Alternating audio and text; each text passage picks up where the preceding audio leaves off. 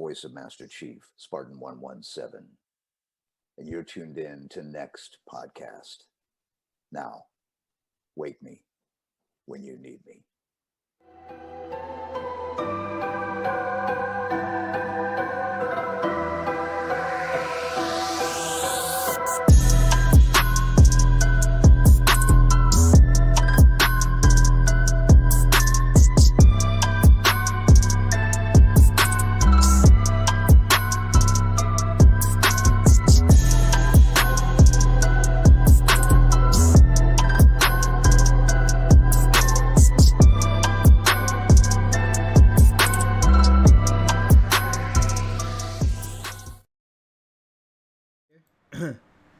You mean Xbox E3?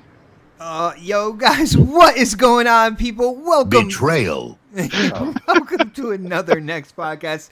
That is right, guys. We are live. It is Thursday night prime time.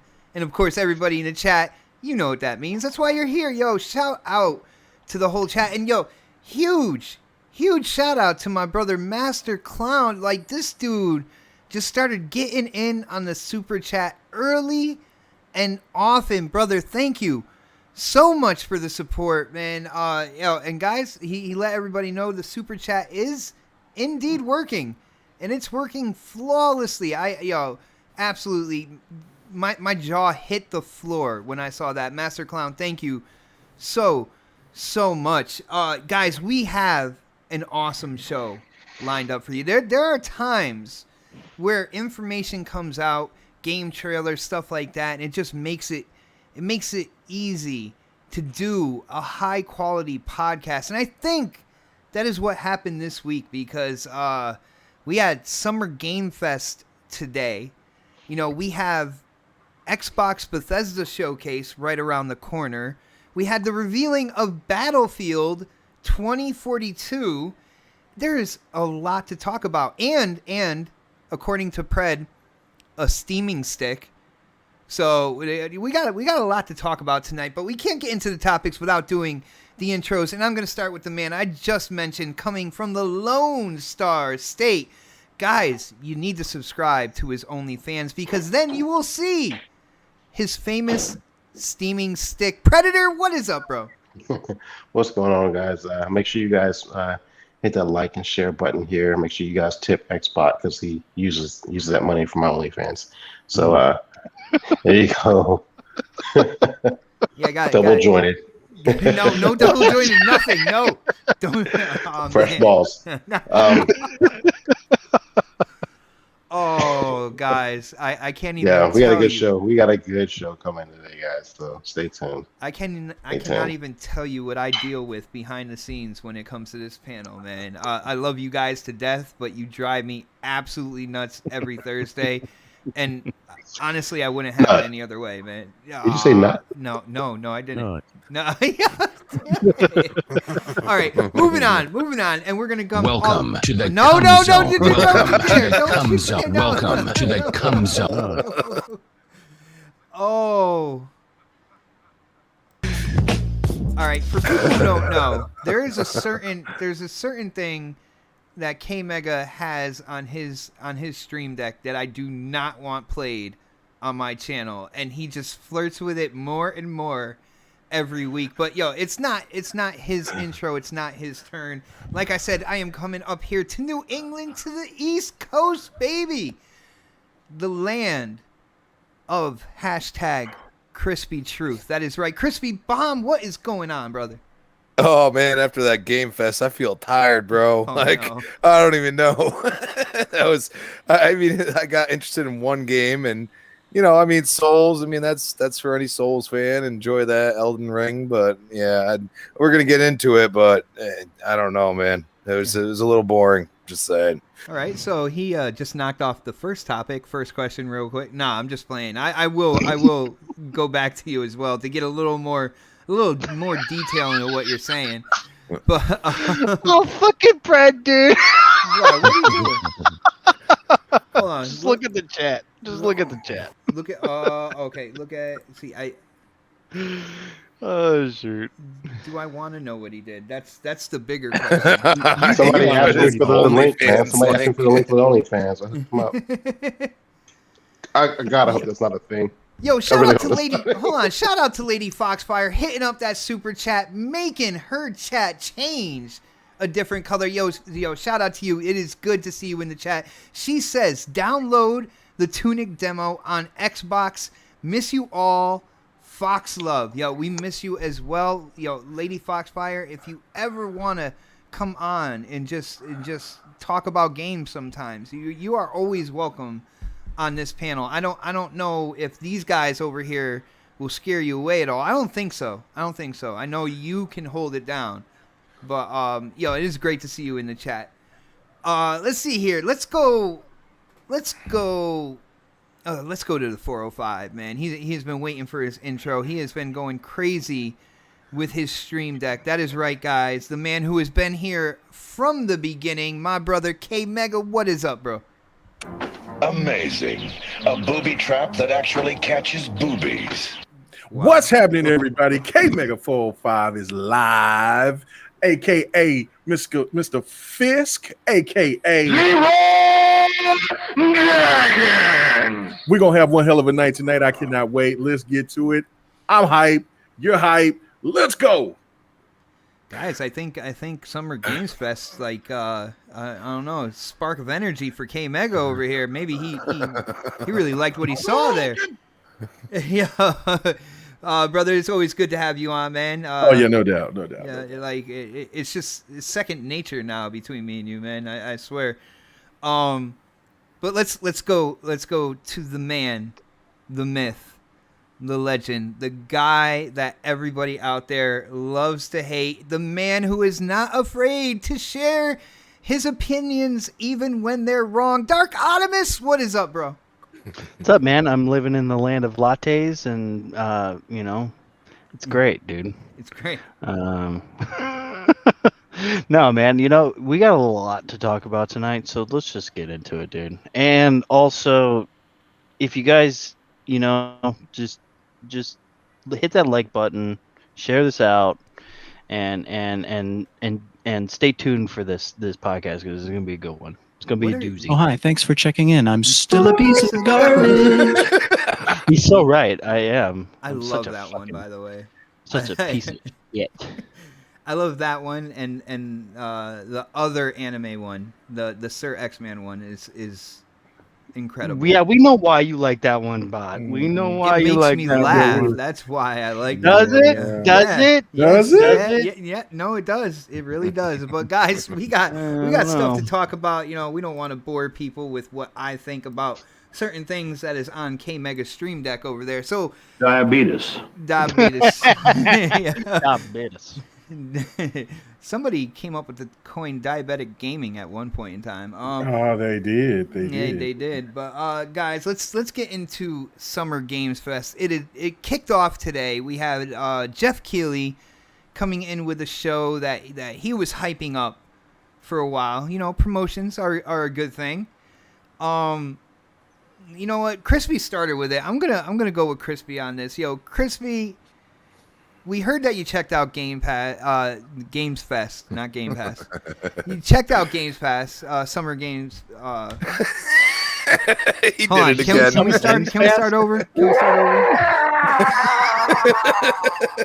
There's no do-overs, man. Damn it. Come on, It, now. it felt like Game Pass, so I'll give you that. No, Like- no, it definitely didn't. But no, Otter. Summer Games Fest, Jeff Keighley coming out, man.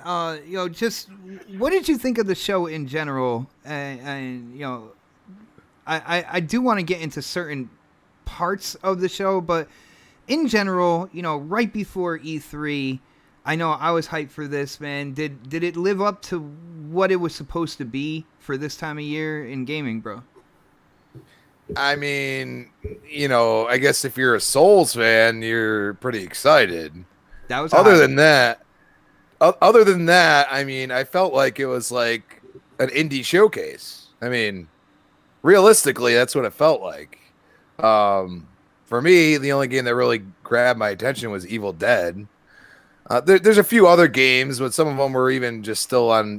Basically you had PlayStation PC, then you had Xbox PC, and I felt like both are like competing for all these indies that are going to come out on either PC or their platform. So, I mean, it's your preference, and are you going to go and play them? The only upside for Xbox is I'm sure a lot of these are going to come to Game Pass, and it's going to be much easier to try than dropping money on it. Just pay your subscription, have a good day.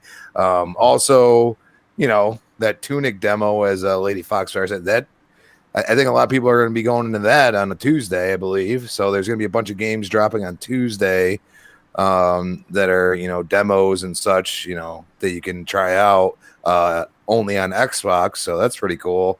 Other than that, I felt the pacing wasn't great. I mean, the music stuff, I mean, I don't know, dude. Like it was probably, it felt too long, to be honest. And it's just like one of those things, like, I'm glad that like both consoles are kind of getting these games that do deserve a highlight in some way, do deserve that. But at the same time, you're like, well, hopefully we don't see these games on any of the showcases coming up, especially Xbox. Like I don't want to see, and some of these games are new announcements, but it's not what we want to see at the showcase. So I'm hoping they're just trying to use Jeff to kind of get some of these games out of the way, give them their due diligence, their highlight, and we really get what we anticipate. Also, like almost zero gameplay. I mean, really, there wasn't much. So, I mean, I don't know what it is with these people, these that are thinking about making these these showcases or these game fests or whatever. It's like, dude, we want to see gameplay. Like, come on.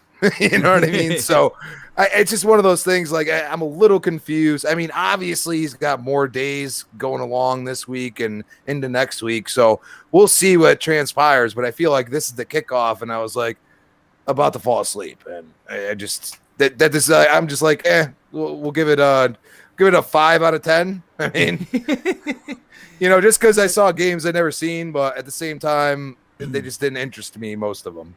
I got you, brother. I got you. Let me chime in on kind of my thoughts real quick, and then we'll get to the rest of the panel now.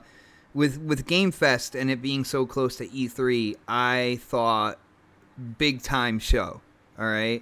They started off with I think it was Tiny Tina's Wonderland, which looked really cool. And for the Borderlands fans out there, I know you guys just went absolutely nuts. I would say the majority of the show, though, it felt like mid-tier announcement fest. It was just kind of like mid-tier indie games. Anytime they brought up a big game, it seemed it was about the DLC or some type of teaser, and it's like, well, you're going to see more this weekend. So to me, it was kind of like a cheap appetizer that everybody was trying to share. There was some good pieces in there, but at the end of the day, I don't think it was filling, and I don't think it was absolutely memorable. When it comes down to it, like I'll give you guys an example. I love Overwatch. I stopped playing it because I played it a lot, right? And Overwatch 2 is coming out. So when I saw them, when I saw Jeff say Overwatch 2, I got excited. Right? Now, here's the appetizer part, the part that everybody's trying to share. When it came to Overwatch 2, all they showed was 2 player models, and then they moved on. That was it. That's what they showed. They showed 2 player models, and it wasn't even players that I play with. They didn't even show, a bunch of player models, just 2 player models, and they moved on and said that you're going to see more in the future. I feel like that summed it up for pretty much the whole show. And then at the end, Elden Ring, I know that got a lot of people hyped. I watched that. I got excited for it, and I think a lot of it was because there wasn't a lot before time. And I gotta say, Jeff Keighley has a really weird way of saying Xbox at times. But let's go to Predator on this. Did you check out Summer Game Fest? It is kind of like, you know, the pregame to E3 this year. And if so, man, what did you think, brother? Yeah, you're right. He did have a problem saying Xbox.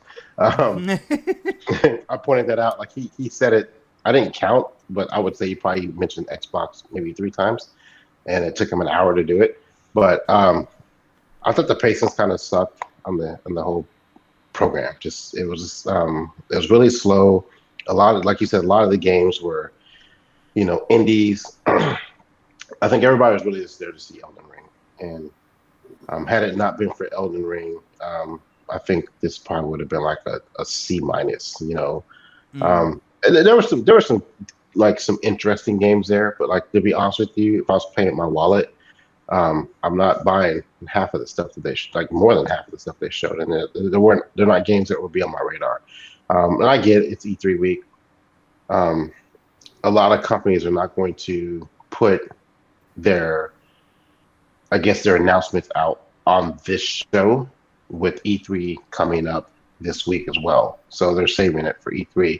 Had this show happened at a different time, then maybe like how the Game Awards, like they'll announce stuff at the Game Awards. Had this show happened like in March or something like that, maybe we'd have gotten some bigger announcements. But you know, I love how he just slid Kojima in there, even though Kojima basically said I ain't doing shit. But here's another little bit more Death Stranding. I mean, like, oh my goodness. And like it just seemed like, and I'm not putting my tinfoil hat on here, but like I called it Sony Game Fest. Sony doesn't have a show, so why would they need one? Because Jeff's doing it for them. Because like in the beginning of the show, it was Kojima, it was Sony Games, a couple of studio acquisitions with partnerships. What was the guy's name? Yeah, like the deviation thing, like that was a partnership, not an acquisition, right? Yeah, they partnered to help them with the game. And there was another company in there too. I saw it on Twitter. I don't know if they did the Game Awards, but I saw it on Twitter. I must have missed it. The other guy that used to be in charge of Sony came out and talked about a game that looked like garbage. And so like that was within the first hour. And then he finally comes and he mentions 2 Xbox Game Pass games, which are again indies. And then he goes into some other musical montage, you know, and then Elden Ring. And it was like none of the games, to me, this is just me as a gamer, a lot of the games on there were no buys for me. There were, like I said, there were a few that were interesting to me, but if I had $60 to drop, even 30, I wouldn't go that low. I couldn't see myself buying any of those games. And there was also a point in there too. I forgot, it was like Ashen Soul or something like that was one of the games, and it's coming to PC. And he just mentioned that PlayStation. He didn't mention any other, like when it came to PlayStation games that were coming to PC, he only said PlayStation. He didn't say PlayStation and PC or and if you go back and look at this shit, especially in the first hour, but when it came to an Xbox game, it was Xbox and PC. And I know for a fact that some of those games he mentioned, they only said PC about, were coming.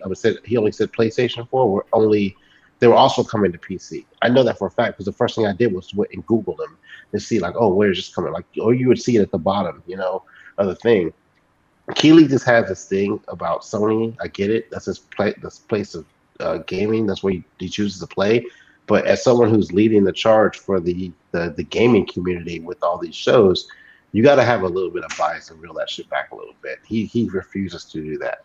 He refuses to. So it's going to be interesting to see how he reacts when Xbox has their just look at his social media. Like it's going to be like a tweet and that's it. He won't expand on it at all. But if this was Sony, he'd have pictures. He'd have, oh my God, Ratchet & Clank is so amazing. And I mean, and I get it. He's got his choice. I'm not knocking anyone who has a choice of console because we all do.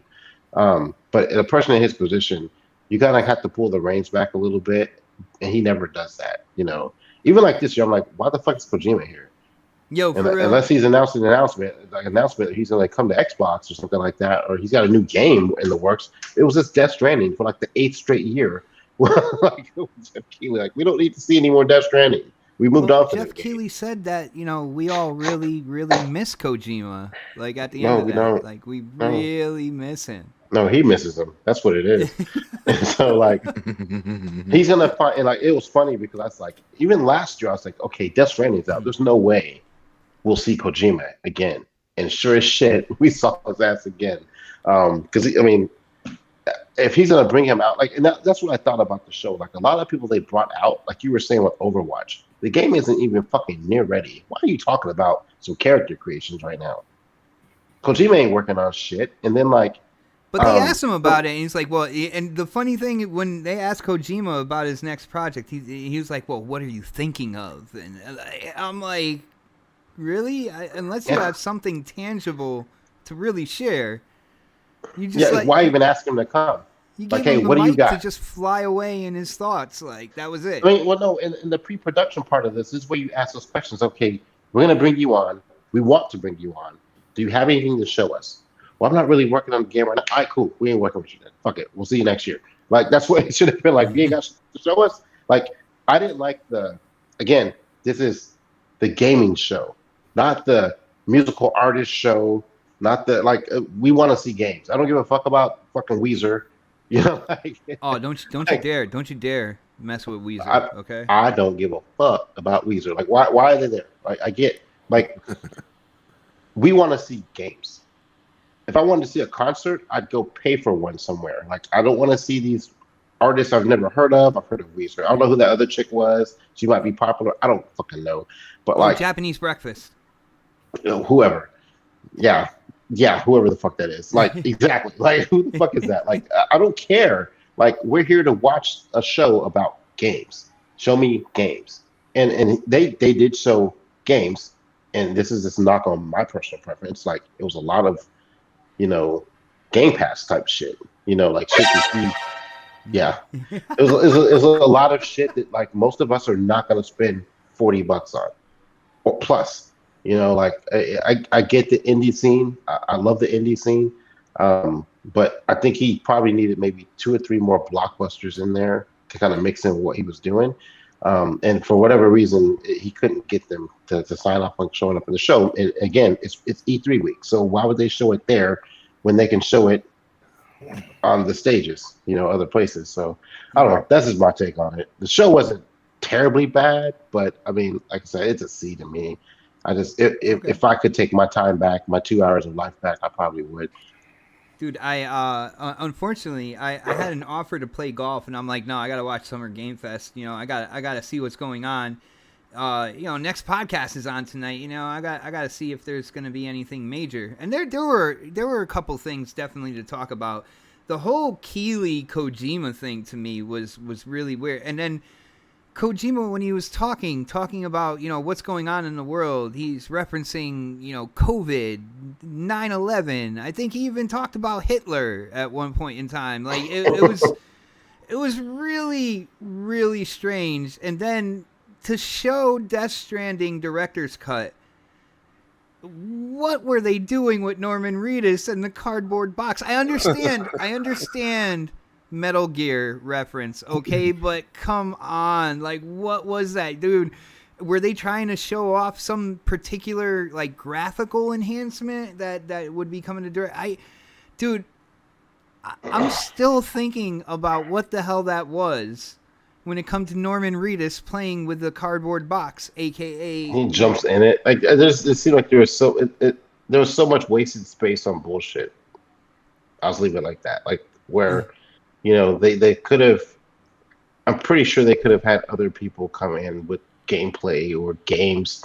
Again, it's hard to get out in society right now and get out in place, even though we're starting to open things up. But like, this is a place where these indies can shine because we don't have a regular E3, so they gotta have some place for it. So I applaud him for having this for those people. I just said I think he should have had maybe 2-3 more banger, announcements in there. And he had no one from Microsoft show up on this stage whatsoever. Huh. I don't know. And like I said, I call it mid-tier announcement fest because, they announced more maps for Warzone, stuff like that. They started really good, And they ended really good. Like the very first thing, very last thing, and then the middle was just filled with a lot of mush, I would say. But let's move on here. Let's see if there's a different opinion. So we are gonna go to the man the chat loves to hate. That is right, the angry otter himself, Dark Optimus. What was your thoughts about Summer Games Fest, the kickoff today? It felt like an Xbox E3 conference. Oh, No. what do you mean? What do you mean by that, bro? You I'm really kidding. liked it, then? Is I'm what you're trying to kidding. say? I'm kidding. I'm kidding. Because it was just a bunch of indies. No one cares about. What? No. Honestly, it was like you said, mid tier. Like honestly, I'm just kidding about the whole Xbox thing. It was very like it started off good, like you were saying with Tiny Tina's Wonderland, or yeah, was it Wonderland? Is it Wonderland? Yeah, Wonderlands. Wonderlands? Yeah, Wonderlands. That was kind of cool. I was like, oh, okay, cool. Another like Borderlands type game, but with more like fantasy type of combat and stuff like that. So I was like, cool. And then they just started showing stuff. I was just like, what is this, man? And then they had people come out with musicians and stuff like that. I'm sorry, but man, Weezer was like the worst band in existence around the time of when punk rock was coming back into the fold. They were the worst, dude. They fucking suck. Like, I'm sorry, but they suck. Okay, like I understand that a lot of people like them, but honestly, they suck. Okay. But I can't take all this Weezer hate right now. This is not cool. Weezer is gonna go into the Rock and Roll Hall of Fame, just to let you know. I don't know about that. But that's the thing. Like, it was just a lot of just like, ugh, like it just felt ugh, like Jeff just felt ugh, like when he was talking, I was just like ugh with Jeff. It's just like, all right, man, just stop talking.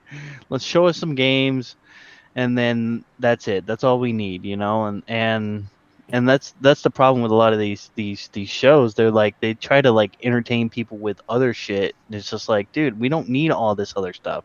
We just need to see the games. That's it. That's all we care about. You should know that by now. Like, how long have you guys been doing this? Yeah, right. It's come on. Think about this. So actually bringing up Jeff, dude, like when he started announcing Elden Ring, like at the end, his voice started cracking and shit. It's like, not everyone can yell like certain people. I'm just saying, like, he looked like he was about to cry at one point. I'm like looking at him, I'm like, dude, really? It's like I mean I'm excited for Elden Ring, of course, because I'm a Souls fan, but like majority of people aren't Souls fans, like it's a very, I use this term kind of lightly on this one, but it's kind of niche, like it's niche like Forza. All right. It just is, it's not for everybody, and not everybody's going to play that game. So it just kind of like, okay, but for me, yeah, it was great.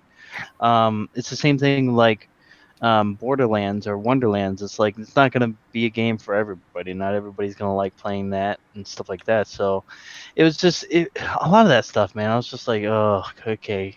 But the one thing that I did like that I think, Crispy, did you go yet? I don't even know if you went yet, dude.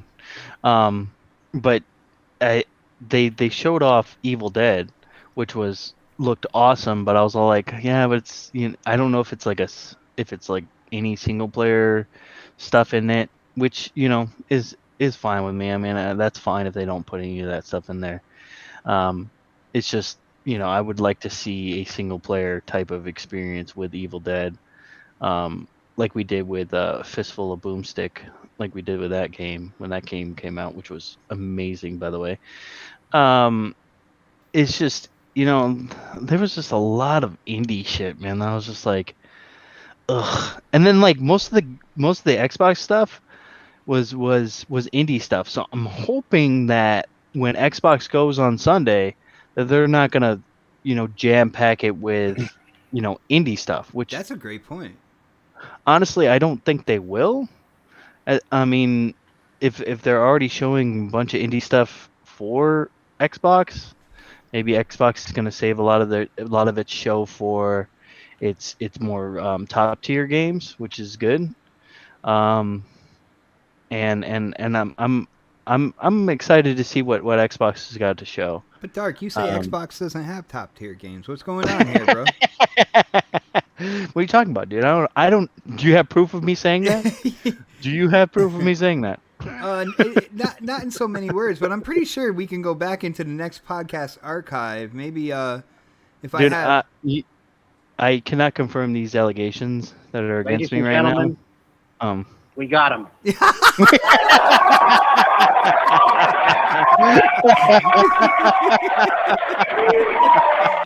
That was perfect. That was perfect. The only that's thing, good. K-Mega, remember, That no was good. Vincent Price laugh because I got tagged for Oh that. no, last time. that's out. I erased that. Yeah. I'm glad that your channel was the sacrificial lamb. That's what I become to you, dang. huh? No, I used it before, you but become, I dude. think I used it on Twitch, and Twitch is just totally different. Like they'll mute it if it's something that's supposed to be copyrighted or whatever. So I apologize You've for become that. the sacrificial lamb. Well, on top of that, I every mean, other it's podcast. many years since I've been on this podcast, and I have not got paid one dime. I think that I'm due, right? So I mean, Yeah, it's true. It's just true. just You're charge right. it on my tab, Xbox. That's how you can. You're right. This week, everybody's asking me for money. Yeah, this is kind of crazy. I want your money, fool. Shit. Oh. But I honestly, appreciate you, Dark. this whole freaking Game Fest, it was boring, dude. Like, luckily, I was when I was listening to it and kind of watching it, I was at work doing things, so I wasn't really like paying attention too much to it. But a lot of stuff, I was just like, oh my god, like they could totally, this could have been better, Hopefully, as the weeks go by, it'll be better. Hopefully, what we see on Sundays. I'm positive that Sunday, what we see on Sunday, will be better than this. Because Xbox, say what you will about them, they know how to put on a fucking show, man. I'm telling you, they know how to put on a show. Like, unlike PlayStation, like every single time PlayStation did an E3, I fell asleep. Every single time. But during the Xbox conference, never fallen asleep. They just know how to put on a good show, man. They don't. I don't even ever remember Xbox doing any musical acts during their shows. Like everybody else does. Like PlayStation has done it. Keely's done it. Keely does it during the awards show. I'm just like, I love music as much as everybody else, but shit, man, I'm here for the games. I'm not here for You got to be fucking careful music. this year because it's going to be Xbox and Bethesda, and I believe Bethesda has done that. Yeah, but they did that for Doom though. Like Doom has badass fucking music.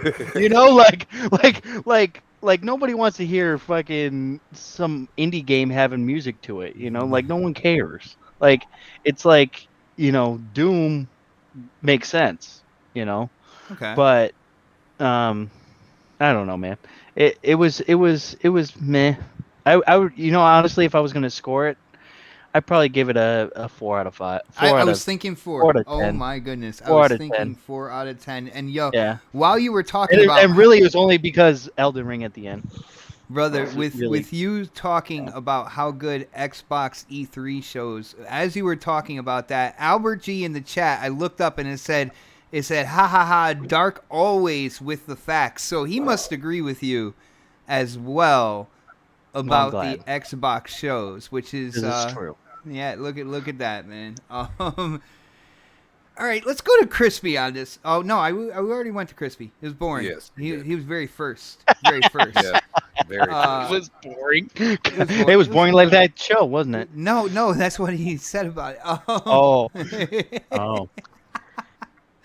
Yo, let's go to K Mega then. Yo, Mega, dude, you heard everybody else on the panel. What did you think about this kickoff? I do have to say, before you chime in, we did get a video game show that we haven't had in a while.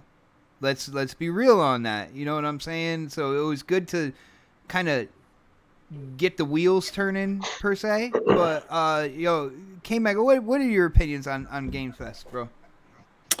I think that a lot of people put too much stake into this stuff. I mean, I really do. I made a video and I haven't put it out yet, but the other night, I think it was like Monday night or early Tuesday morning. Well, I was just saying, look, the whole situation with your temper your expectations stuff is like, it was more regarding to Xbox. It was like, no, there's no need to temper your expectations. And for me, it's like I go into all of these events not overly excited, but excited enough because I know that I'm going to see something new. And every one of these things that they have, there's always going to be at least one or two games that's going to have you to say, oh, damn, that's dope. So that's exactly what happened for me here. And it was, I looked at the show and listen, I agree with pretty much what everybody else was saying in regards of the music, because I was on a 108's live stream, and it was, and that was the question that I was asked. Like I can understand the VGAs. That's a different type of venue, but this is something different that just should be just strictly gaming. I mean, if you want to have a music event with it, then it has to come out with some of the biggest games that's going to come out in 2021 going into 2022, in my opinion. Like, that's part of a real big, huge celebration. But to have musical acts, just I guess to do a break, I mean, all you had to do really is bring in, a certain YouTuber celebrities or Twitch celebrities or whoever, and come in and like do it, or have somebody do a skit or something like that in the time where you needed a break. But the musical acts, that just seems like, I don't know, it just seemed unnecessary to me. I agree with everybody on that. Now, overall, the show itself, I mean, this is kind of like getting everybody prepared for what we're seeing. Like, this is not like what last year's was when they waited all that time. And the people was already fatigued because we needed to know about the price point. Like that was the main thing that everybody was mostly waiting for, was like, how much is the PlayStation 5? How much is the Series X? We already seen PlayStation, what they had to offer. We already seen Ubisoft and everybody else. So Summer Game Fest at that time was already pretty much like, but this seems like the perfect spot for them to get everybody knowing that this is E3 week. This is where the gaming mecca begins. So I know I came across looking at quite a few games with a lot of excitement, like Lost Ark. I thought that game looked dope. I've showed that trailer on GRG a couple of times. Like the whole Metal Slug Tactics. I like that approach to it. That looked cool. That looked real cool. I mean, and I, I've told you I've become now a fan of Borderlands. So yeah, that was really dope. So I thought that was cool. Solar Ash, I thought was another game that was really, really cool. Now, a game that I never played before, which Six Slayer and them was talking about, was Argov. It's a PC game, which that kind of lets me know that game is going to be coming over to Xbox. And to PlayStation. I'm pretty sure that's going to be coming over to consoles. Let's just put it that way. Mm-hmm. And so I thought that game looked pretty dope. The Arna Cruise, I think that's how you say it. That had that like 4-player, looked like aliens, he was kind of like on a futuristic love boat, and the aliens. Yeah. Dude, you had to do with the afro. Hold on. I gotta stop you on that one. Those aliens, there were a lot of them coming out of different places and stuff. But they looked like their animations were like cardboard cutouts. Like they didn't. It's like they didn't finish. No, I didn't say anything. I said, but I'm saying what has my interest. I'm not caring about your interest. I'm talking about mine. Wow. Okay, I'm saying, like, I mean, listen, what I like to play and what you like to play, we're completely different. You know what I'm saying? So like I've told you guys a million times, I love co-op games. That's my thing. I love playing co-op games. I wasn't really big into the co-op stuff during the 360 PlayStation 3 era, and so when I got into it heavily in last gen, I mean, I still love that. Like Left 4 Dead, and Left 4 Dead is not a graphically stunning looking game. It's just fun, and so that looks like a game that I could just jump on and fun. Now, if it's $60, then that's a whole different story. If that's on something that's maybe $20-$30, I cop it. That's something that looked fun to me. And then I, of course, I'm a person that always like, a different type of setting. the characters looked interesting, things like that. Like, so I mean, I don't know if it got some more customization and stuff like that, but I mean, it's just a game that I'm interested in. Not saying that it's a game that I'm going to tout to the hills and say everybody should get it, but it just has my interest. And then of course, then it came to the Masquerade Blood Hunt trailer. I went and signed up for that beta. That looked hot. I'm surprised none of you guys didn't say anything about that. I forgot about that. I did sign up for the beta for that one too. That looks fire. Like, I was like, man, you're vampires, you got guns, you got supernatural powers, you stabbing folk, you got swords, like, and the characters themselves look really dope. I was like, that's what really got everything stoked for me towards. I was like, oh, this is the great buildup. They about to hit us with something big at the end. And then of course the Evil Dead, they did Tales of Arise, which that's something I'm really excited about. And then it dropped the hammer with the with Elden Ring, which I am not a Souls fan. I do not like those games. I think that those controls with those type of games are absolutely ass juice. But that game looked insane, and the trailers. I mean, the trailer that we seen, those leaks that came out, those were the real deal. So those actual leaks that came out that we talked about a couple of months ago, yeah, those were true. So I personally, that's one of those games. And then it gave a date, which was really crazy to me. Like, they just showed the time off from from the pandemic and all of that. They've had time to polish it and get it right, because they gave an actual date. Normally, if it's kind of like that, we don't know yet, it might get delayed here. We're going to put it, they just said January 21st, 2022. So they're pretty confident that they're going to hit that window. So which means if it does get delayed, it's only going to get delayed until probably March, April at the most. And then then that game will drop. But it looked amazing. So to end it like that, and the music stuff, like I said, was ridiculous. And they tried to do some of the, they didn't really try to go crazy with funny moments. I thought the whole thing with Jeff Goldblum was pretty funny, because I like him as an actor. I think his quirkiness is cool. But yeah, I mean, I wasn't interested in the game per se, but I was definitely I just like seeing the celebrities in there with Ryan Reynolds and all that other stuff. So I like that type of stuff. But yeah, no, I come into it just like I go into everything. Like, I know that there's going to be something that I'm going to be excited about. And sure enough, it delivered, and even gave me a pause and say, you know what, damn, if I see more about this Elden Ring, I might have to risk it all and cop it. So I thought the show did its job. Dude, oh man, set up everything.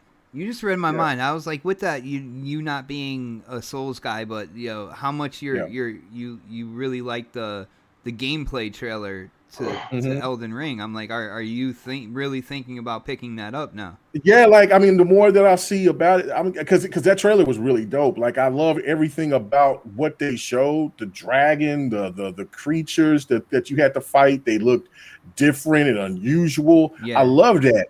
It's just that I'm like, can this feel more like Bloodborne than Dark Souls? And that's going to be, or Sekiro. Probably going to be more. It's probably going to be more like Bloodborne and Sekiro, with the more open areas than with Souls, where it's like more closed in areas. Legion Terminus says get Elden Ring. Like he's telling you got to get Elden Ring. Well, yeah, no, I mean, it looks dope. And then I don't. Is it going to be just only single player, or is it going to be multiplayer facet? No, it'll probably be mostly single player, but there will probably be a multiplayer facet of you being able to bring in like a buddy or something like that to help. Okay. All right, so that for me is like every one of their games. Yeah, I'm not gonna shit on the show like that. Even though it was, it felt like a PlayStation,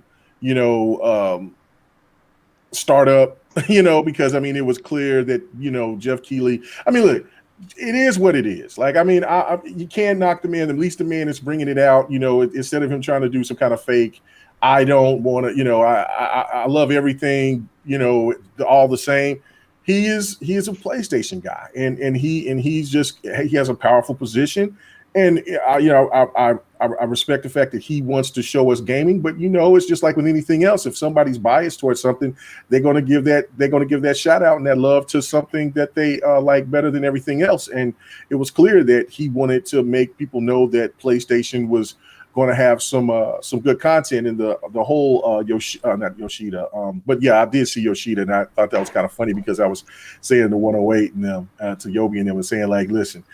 That man was over here on stage talking about God of War and Uncharted 4 and Until Dawn and all these other games. And this man is over here talking about indies. I said, you can't tell me this man didn't get demoted. There's nobody in that listen, he was on the big stage talking about big, huge games. The man got demoted, but he loves indies, and that's cool.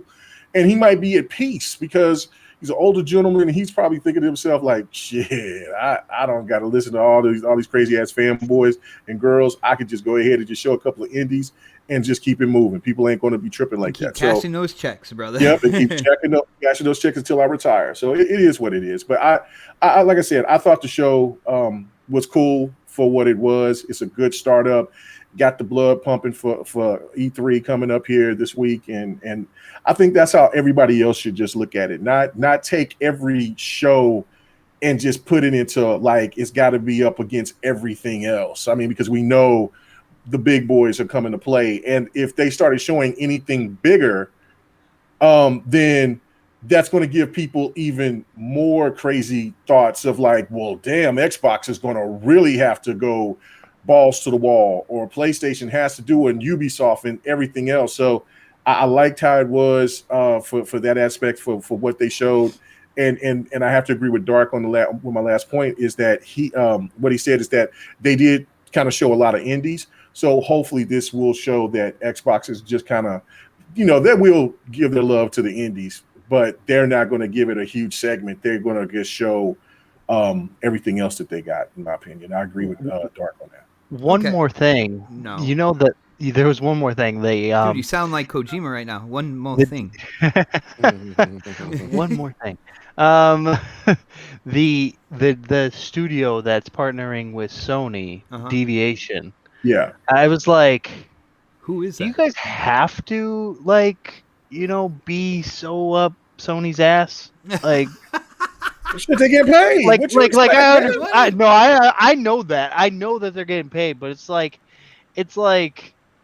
come on. Like, does it have to be that, like that dress? Like, Sony's the best. Sony's the, it's like, I understand like you have to promote that you're going to be with Sony on your first game or whatever, or your next game. Or whatever it is. I mean, we don't even know what kind of game it is because I mean, it's like these guys came from Activision, so yeah. Who knows what type of game it's going to be. Sony told them this. I've got news for you. You are mine now. You belong to me. Bro, there is no trying to be kumbaya. This is you gotta walk the line. So you're gonna have to say everything.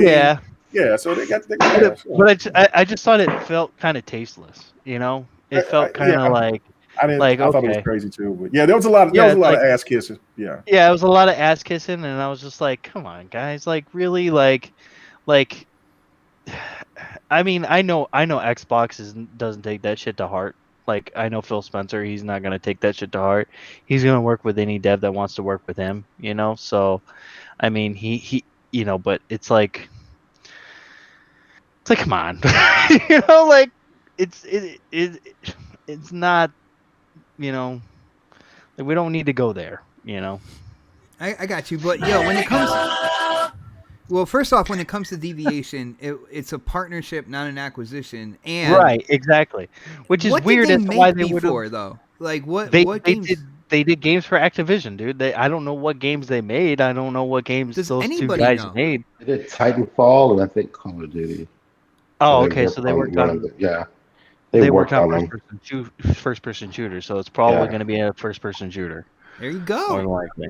And that's what Sony needs. Good job, Sony. Yeah. The one last generation that Killzone. I mean, let's be real about that, man. What do you want, Briggs? Why is my dog looking at me like he wants me to put him to bed? I'll be right back. Come on, Briggs. Let's go. All right. Well, on that note, guys, I think we can move on. I want to talk about the reveal for Battlefield. And again, I want to put my 2 cents in real quick before you guys jump in on this, because when I heard that they were revealing Battlefield, I didn't see anything about just revealing a trailer or anything like that. And it seems that EA tried to do what Sony wanted to do, but they only did it for like 2 hours, with having a countdown to another countdown, and then kind of like showing this trailer, and then that was it. And I was expecting more from this, but the trailer, I gotta say, looked incredible. If what they're showing in the trailer we will see in gameplay, I'm like, wow, they are really going all out on this. And there's going to be a second part to this, and that's in terms of the price and what this game is. But I just want to get kind of like general ideas on what you guys thought of the reveal, and what you thought about what you saw in the trailer. So I'm gonna go with Predator first on this one, man. I think this is right up your alley. I think this is a game that you can definitely get hyped for. So that's why I'm going to you first, bro. What did you think about the reveal? And do you see what I'm saying here? They like put a countdown to a countdown just to show a trailer and to say, well, more is coming Sunday. So that we're gonna see more at Xbox's show on Sunday, but I was expecting more from this reveal. What about you, bro? Same. But this is where reading comprehension comes into play. It literally said countdown to the launch of the trailer. Oh. And it gave you, it literally said that on there. So like basically the way I read that was when it goes live, when whatever YouTube video they had was live, it was going to start a countdown timer. And then and the thing is, I didn't think it was going to be as long as it was. I thought maybe it'd be like, 15, 20 minutes or something. But it was like an hour, I think, maybe 2. When it actually, when the website actually went live, it had the timer started. And then I think it was an hour, even if it was 2. But like, that was still too long. I think that was bullshit. Like this tells when it's just going to start and show it. Like, I don't like, even when they did Horizon, I thought that was stupid as fuck to sit there and just, that was shuffle like between 5 hours. shuffle between environments for fucking half a day. Like just say you're gonna launch it, give it, like, if you want to do a countdown, that's fine, but do it then. Like, if I go to that link, like, right, let's say if there's one for Halo, right? If I went to that link, it should show me fucking 2 days, 28 minutes, and 38 seconds. Like, I should see that, and then when it hits 0, it shouldn't start another fucking timer. Like, come on, dude. Like, what the fuck? Yeah, it was stupid. I did expect to see more. I think that was CGI that we were looking at too. Yeah, that wasn't gameplay either. Like, so like, I mean, and I know that they're trying to reveal this on stage, but in some cases, this is your stage. Like, you can do a deep dive later. You can do your CGI and then do like a little quick, throw some gameplay in with the CGI at least. mm-hmm. Because everybody, and then do your deep dive on stage when you go to the Xbox stage and do it there. And I know we're gonna get into the other part of that. I don't want to get too deep in the weeds, but I mean, what I saw was fucking awesome. I mean, don't get me wrong. I love what I saw. I'm a huge Battlefield fan, so that was a day one buy for me, and I actually pre-ordered it and then I canceled it, and I'll tell you why when we get to the next part of the topic. Oh, okay. All right. Yo, shout out. Is that my brother Crap Gamer in the chat? I think that's Crap, unless it's somebody posing as Crap. But I really feel like the name is spelled right. I think Crap is in the chat. He's like, I hope Xbox shows gameplay, not CGI. And that's what Pred was talking about, with the Battlefield trailer. Now, with that trailer, if all those things come to fruition in gameplay, like the tornadoes, the amount of destruction in the environment and stuff, that is going to be an insane game. 128 players are on these maps. There's going to be 7 maps at launch. And again, we're going to get to the second part of it But let's go to Dark on this one, yo. Dark, what did you think about the reveal? Were you expecting more as well, or did it hit right where you thought it should? Honestly, I watched it and I was like, oh, okay, cool. Battlefield 2042. That's honestly, like, I don't really need to see gameplay of Battlefield because I already know what Battlefield is. I already know what the game's gonna be like. I just wanted to make sure that I just wanted to see if it was either gonna be in the future Hold on or one if it was second, gonna Fred. Do be. it, Fred. Do it, Fred. Do what? Time out. I missed it. No, I'm not gonna do it. But yeah, I think for me personally, like, I don't need to see the gameplay. Like, I already know what Battlefield is gonna be like. Um, it's one of those games that I know You'll never play. No, I'll play it. I usually like Battlefield. I actually like Battlefield over Call of Duty. So, um, I think this one's gonna be a lot better because it's not set in World War One. It's not set in World War Two, which I liked Finally. World War One, but it was like they went to World War Two, and I was like, oh God, come on, guys, no more World War Two. Like, stop doing World War Two. Like World War Two is yeah, it was a war, but it wasn't like the weapons aren't the greatest at that time. Like, nowadays we have way better weapons than what we did. Way better guns than what we did back then. It's just, I wanted them to either go into the future or kind of stick into modern times. And I'm kind of glad that they actually went into the future, because I think it's not too far off, but yet it's not too close to us to where they can kind of play with the weapons and make them kind of more futuristic and stuff like that, which is kind of cool. But yeah, man, I mean, I wasn't really expecting much from it. I honestly, I wasn't expecting it to be very long. Like, I mean, these past showings that we've seen of games, they haven't been very long. Like, we see like maybe like 5 minutes of the game. That's about it, like, for the most part. So, but then they have these like freaking 5 hour, 6 hour long freaking build-ups to the damn thing. Horizon did that, which like, I mean, what we saw of the game was fantastic. Like, it was like, wow, I can't wait to play the game. But it was still like, like, do we really need it to? Do we really need to? I bet you any money there was somebody out there that actually sat through that whole entire thing, hoping that there was going to be something, a code before drop the or show. beta drop. Or Yeah, something like beta that. drop or something like that, where they were like waiting for it and it never happened. And it's like, they know what they're doing. They know exactly what they're doing when they do that. And and I think that the games, I think Battlefield 2042 is going to be really good. I don't know if I'm going to buy it, because I think it might come to something that we already have. A little Game Pass motivation right there. Yo, shout out to Sir X-Man hitting up that super chat, and we all know he has been waiting for the Battlefield reveal. He says he wants to retire early so he can play Battlefield 6 every day. Brother, I hope your wish comes true. And guys, I do believe that is the real Crap Gamer from Crap Gamer Reviews, because I just read. Pretty sure it is, man.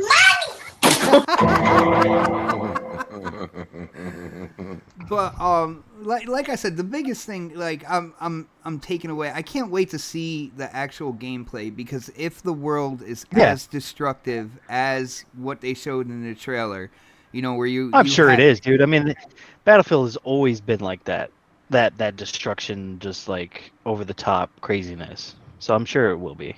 And you have like tornadoes and stuff like that doing the whole business. I mean, that That is really cool to me. I grew up fascinated with tornadoes. So as soon as I saw a tornado, Come on to Texas, man. Come on down here. in that come to Oklahoma. no, I don't actually want to see Twister was them your favorite up movie front. when you were a kid, huh? Dude, it was one of my favorites. Like You love that movie, don't you? Come on down here, yeah, come on I down here still to love that Oklahoma movie. or Texas. You'll No, get I'd rather plenty watch a of movie that. than see it in real life. Oh, bro. I no. swear. You said I you're rather- fascinated. Yeah, come on down. No, I know its destructive capabilities as well. I don't want to. Oh, no, man. Them things ain't nothing but a little bit of Dude, they wind. Come call- on.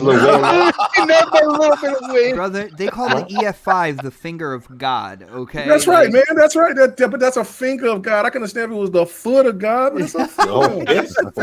Yeah, you know what I'm saying? Like the head of God or something. But yeah, no, it's a finger. Crazy. You You know what? man. Don't act like you're the first time you had a finger put inside you.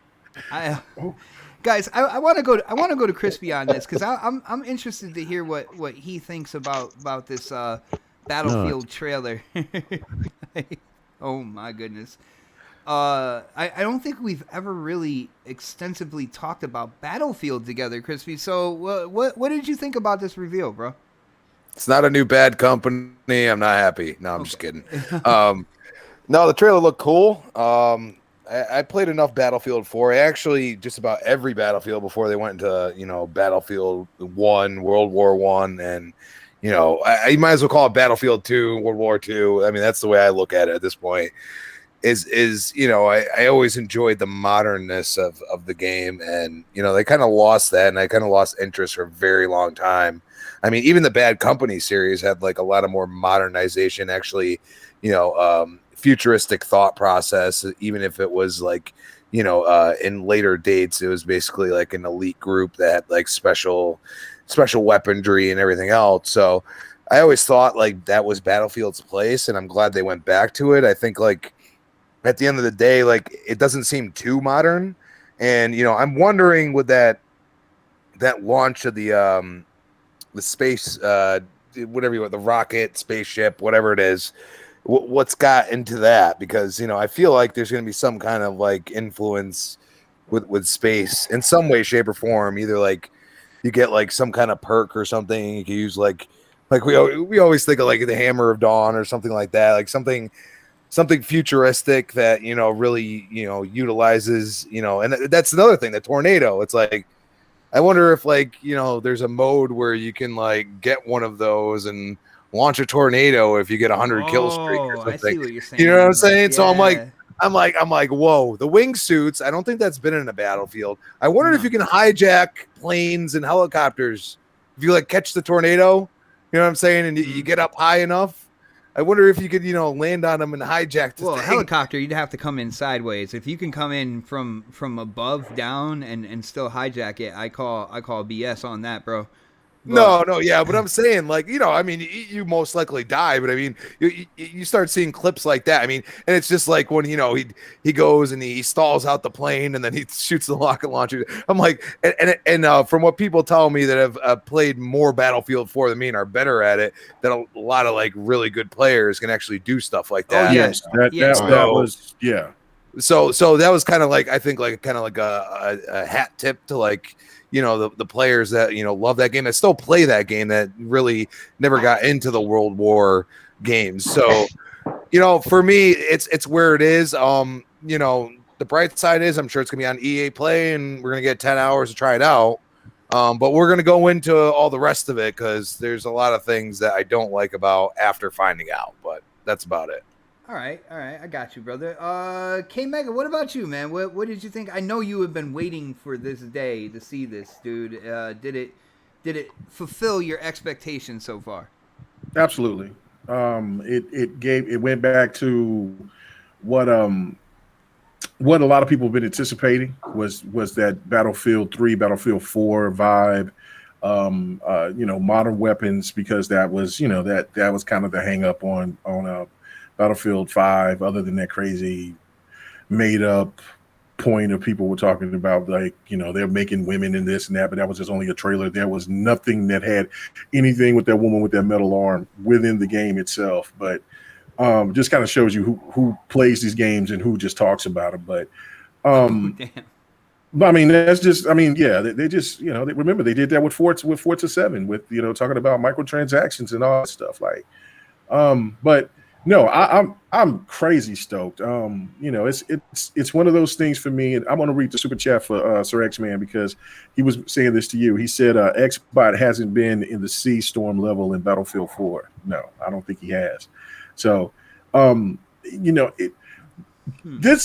this is why I'm really excited about it, because the one thing that they haven't had in Battlefield for the last couple of iterations is the level of severe crazy levolution. That is something that's they kind of was tempering off from that a little bit from Battlefield Hardline, but then when they made those new DLC maps, then they started getting back into some levolution. But of course, the game didn't do as well, and it got a lot of people talked bad about it and things like that. But and now it's real hard pressed to try to play those old maps again because of those servers are not open. But that Battlefield 4 was just I mean, that it was everything that every multiplayer gamer who was into wartime games like that, just they gave you that plus more. And just to see them going back to that is why this is going to hit hard. This is going to be a hit, and no doubt about it. I mean, because this is just a trailer, and then the one thing to where everybody's saying, well, I don't think the graphics is going to. Remember, we said that about Battlefield 1. I was like, there's no way this game is going to look anything close to what we seen with that first trailer of Battlefield 1, which was probably one of the best trailers I've ever seen. I'll probably watch that damn thing 1,000 times. The music, the way that they just did that shit was so. I went ahead and bought that game right after they showed it after that E3 that year. Like, oh damn! And this trailer still had that same feel of the music choice. Cool, but not nowhere like that one. So sometimes you can't strike lightning in a bottle twice, but it still was dope. And then like you got the hovercrafts, and you got different type of terrain. You fighting on ice, and oh man, I am so excited about this game. And plus, the one thing that they took away, which I'm glad they brought back, is that's taking those dog tags. That's one of my favorite things. There's nothing to piss somebody off more than anything. It's catching somebody in a battle, and then you go somewhere, hide around, go back and try to catch their ass, and they slip it because they're worried about somebody else, and you just shank them and take their dog tags, and you just have this amount of just dog tags on your. Oh man, I love it. But so I'm really stoked. If that should give you any indication, I'm ready. Day one, all over it. Nice, brother. Now, guys, there was some controversy after the reveal. Now, they revealed the trailer, and I believe you went on the website and, you would get information. Again, 7 maps. The big thing here is there is no campaign, no single player or co-op campaign. I believe it's strictly multiplayer PvP status. And another thing is, it is a $70 title for next-gen consoles. Now, this game is a cross-generation title. So it is on, Xbox One as well as the Series S and Series X, and it is on PS4 as well as PS5. But they're charging the $70 tag for the next-gen consoles. And I gotta say, for me, I personally have an issue with this. I'm not the biggest Battlefield fan to begin with. All right, so let's just put it there. I don't like games that are people on people war. I go more towards sci-fi, people against monsters, or even with or aliens, and even with Halo. The whole premise behind the PvP is kind of like red versus blue. It's combat training and all that good stuff to go against the Covenant and other enemies out there. But with this game being cross-generational, it means it's not necessarily, it's not just made for next gen. So like they're not making the world as big as it could possibly be for, you know, they're not, it's not such a jump that I would say $70 would be a perfect fit for it. Like and then without it having a campaign, that diversity in how you want to play. All right, because I believe there are people out there that love games that are both single player and multiplayer as well. It's one of the things that I think was the root of a quote unquote Xbox game. So with them not having that and still charging the $70, I personally have an issue with that. And I've seen a lot of people out there also saying that they have an issue with that, to the point where they're talking about, you know, EA Play being in Game Pass, and, you know, we'll just wait until it drops in Game Pass and we'll play it there. So, you know, I heard K-Mega's reactions, and, you know, I think we should go there first and then, you know, go through the panel. K-Mega, what do you think about the $70 price tag with no single player and it being a cross-generation game? All right, so, you know, this is where I'm going to start pissing people off, because let's just be real here. I hear this all the time from people when they play COD, right? And you know, I don't play multiplayer anyway. Okay, so that's your opinion, right? But and why are they charging the $70 for this version of COD? You know, but they still buy it eventually. That's true.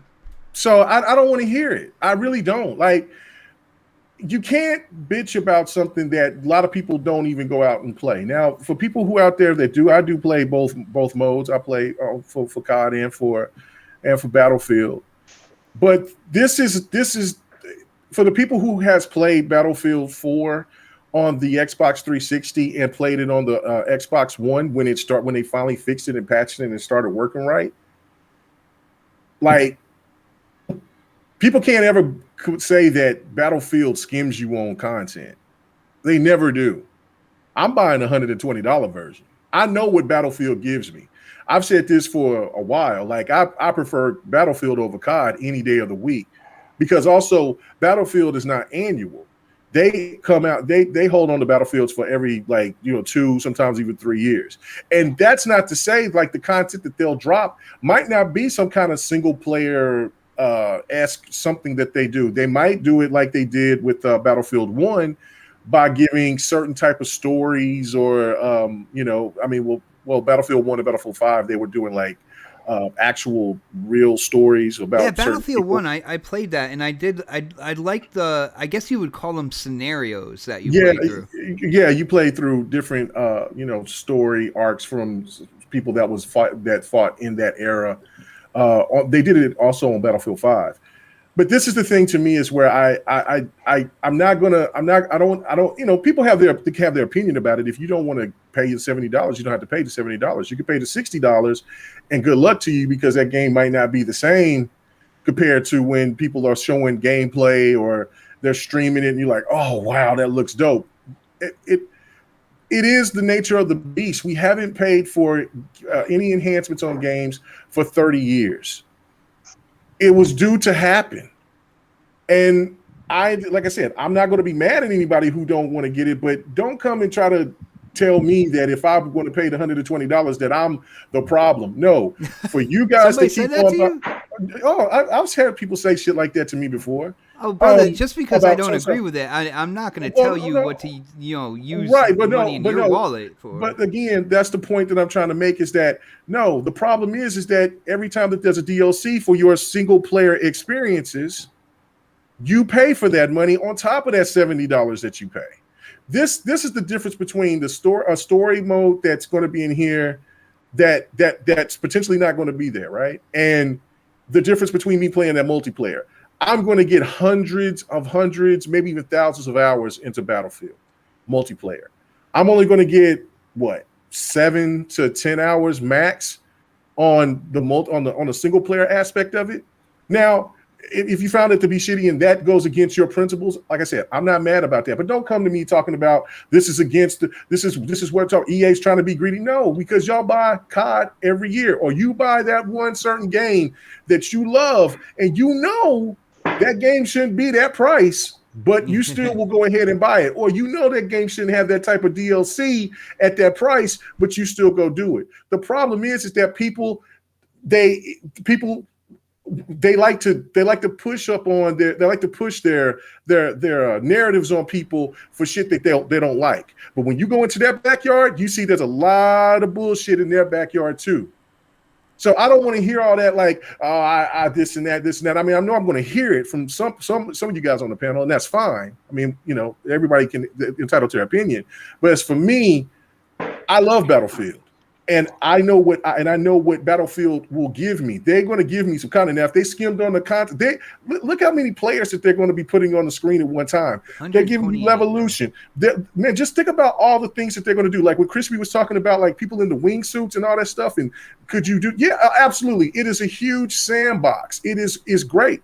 But the days of what Halo and Gears bring with the single player and the multiplayer, it looks like those days are pretty much almost done for a lot of these other companies. And even though Microsoft themselves with their first party don't want to push the $60 to $70 thing, which you got to applaud for that, but the industry ain't gonna follow suit. They know what they want to do. That's why 2K is pushing it, and the PlayStation is already just saying, look, fuck it, we're just gonna just do it. So, you know, it ain't, you know, so that people just get used to it. Microsoft is probably going to be the only one standing because they can afford to, and then eventually they're going to have to buckle. So yeah, I was going to say I said it when Sony came out and said that their games were going to be $70, and I believe there was a couple third party publishers, saying the same thing. I'm like that. Well, that's going to be the standard then, going this generation. It might not be right now. You're going to have certain companies kind of like doing it first, but eventually, like people were saying in the chat, people are going to play, they're going to pay whatever it takes for the games that they want to play. Right. And people are going to pay top dollar. Like, I mean, I would never pay $100 and that was like Returnal, for instance, right? Like Ratchet and Clank. I would never pay $135 for, and I think that was for in another country. So, but I wouldn't pay $135 for Ratchet and Clank. But I'll pay $120. I'll pay $124 or $125 for the Assassin's Creed game because I know what kind of content they're going to give me. They're going to give me plenty of content that I know that I feel like I got my money's worth. COD, it's a different animal because they come out every year and it's always like, well, damn, I'm going to pay this $60 here or this $70 here. Then they're going to want these microtransactions here. Then they're going to come with another game the entire year. Battlefield is completely different like that. Now, I'm not saying that they're not going to hit you with cosmetics and things like that for DLC. That's just the nature of the beast. But I just know what Battlefield offers, and I'm not, and for me, I'm not tripping about the $70 because, like I said, I'm going to be paying $120 for it. So okay, it is what it is. I got you, brother. I got you. Let's go to Crispy on this one. Crispy, what do you think about the $70 price tag for this game? No single player campaign, 7 maps, and it's $70 strictly for the next gen consoles, and $60 for the previous gen. Are you okay with this, man? What are your thoughts? No, I'm not okay with this. Hold on, real quick. My bad. Real quick, shout out to Sir X-Man. I want to read this before because I always have a tendency to miss one of Sir X-Man's super chats.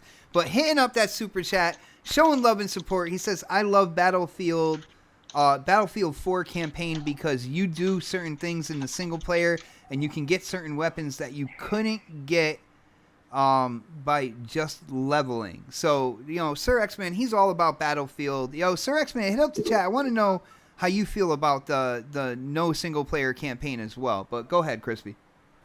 Yeah, you just go about the $120 version. Say that again? Sir X-Man said in the chat, he said he was going to buy $120. Yeah, but I'm asking how he feels about not having the no single player campaign. See, I don't know. I mean, because of, you know, my lineage in gaming, I mean, a lot of games are just single player, and then we got into the realm where there was like this long period of time where even like Sony, like SOCOM, stuff like that, Killzones, they had single player, multiplayer, and I really value that as a gamer. Because at the end of the day, like, I'm not the best at every single game, but I should still value playing it just because, you know, I'm gonna pay $70 and I'm gonna get my butt whooped by people and, you know, Battlefield, and that's all I can do. I really don't like that thought. You know what I mean? It's one of those things, like, you don't even know how the game's going to play, and you're going to have people that probably get an early copy or get into the beta or whatever and have been playing for months or whatever, and then you go in there and you get slaughtered. The only thing I like about Battlefield is that you have, you know, you could probably figure out one single vehicle and really master it and probably dominate people, and that's the only thing that, you know, would gravitate me towards Battlefield over Call of Duty, because I feel like Call of Duty really hasn't innovated in its gameplay much. And actually, when they do, like Infinite Warfare, all of a sudden it turns into people hate it. So yeah, and you think about it, people love, and I think that's why Call of Duty is going to make a mistake, because they probably should have brought that out around now, because if you look at Titanfall's popularity kind of regrowing, it's like people are interested in that now. So it's one of those catch-22s. I will say, I wish games would allow me to not just play in first person. And there's so many now compared to third person that, you know, I could still go and play PUBG whenever I want, because I feel more comfortable being able to switch between the two. And it just kind of baffles my mind that these companies really don't want to grab somebody like me and say, you know what, that first person player might be better than you, but we still give you the option.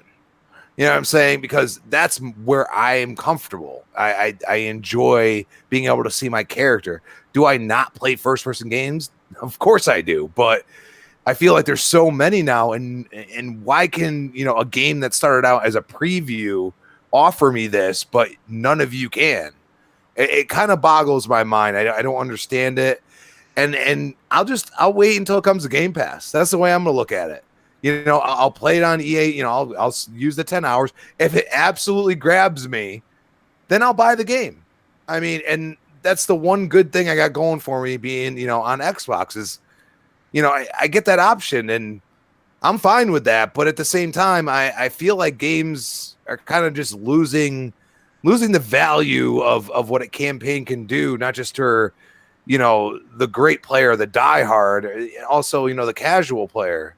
And I think, you know, it's kind of losing itself at this point. Like, the players that never played Battlefield might not be interested in that, because they're probably just thinking, oh, I'm just jumping in and I'm going to get destroyed. You know what I mean? Now, maybe they'll have a special like playlist or something for people that just start out. We don't know anything about that, but I'm just saying not everybody is going to be like gravitating towards that multiplayer. And I just feel like the option should be there. It really should be.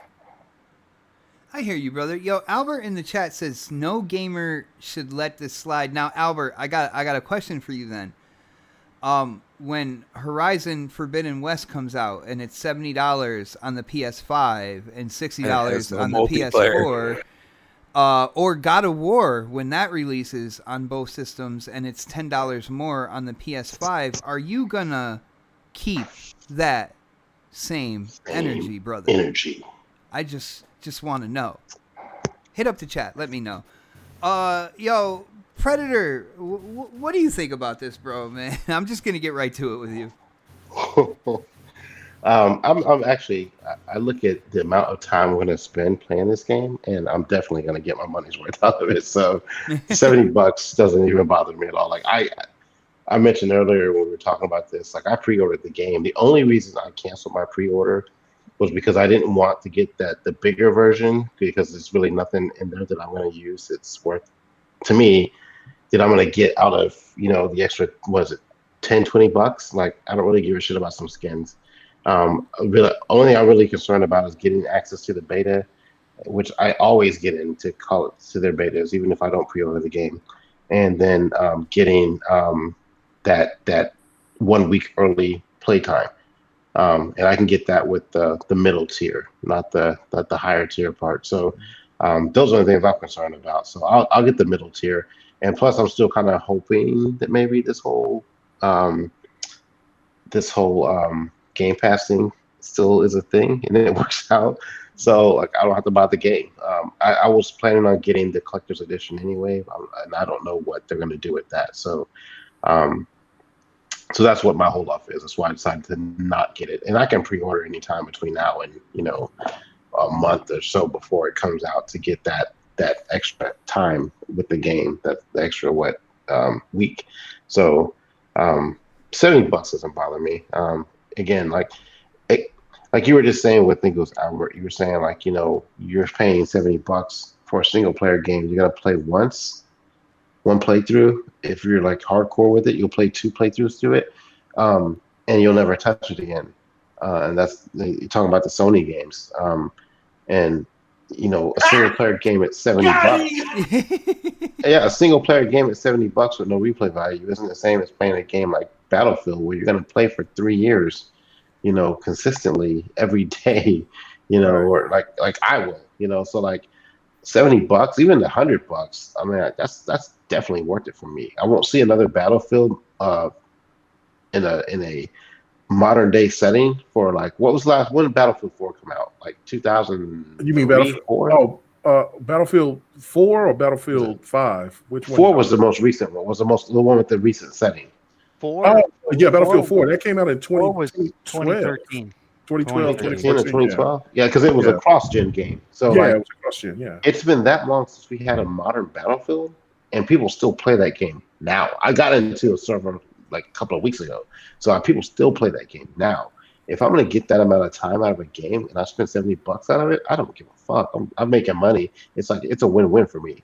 So $70 doesn't bother me for a game like this. I know I'm gonna play it consistently. Now, you start talking about like a Destruction All Stars or what was that game that came out and launched for PlayStation? And I'm not picking on PlayStation, but I'm just saying, Godfall. How much was that when it came out? $70. $70. It was actually cheaper on PC. So like, you spent $70 on a game like that, a single player game. Even though that had like elements of looter, brawler, whatever the fuck, the looter brawler, like no one's playing that game right now. I'd be pissed if I spent $70 on that game, or any other single player game, at that matter. Like I will say a game like a God of War, if it was $70, I wouldn't give a shit because I know I'm going to enjoy that game. And then there's other like a Halo.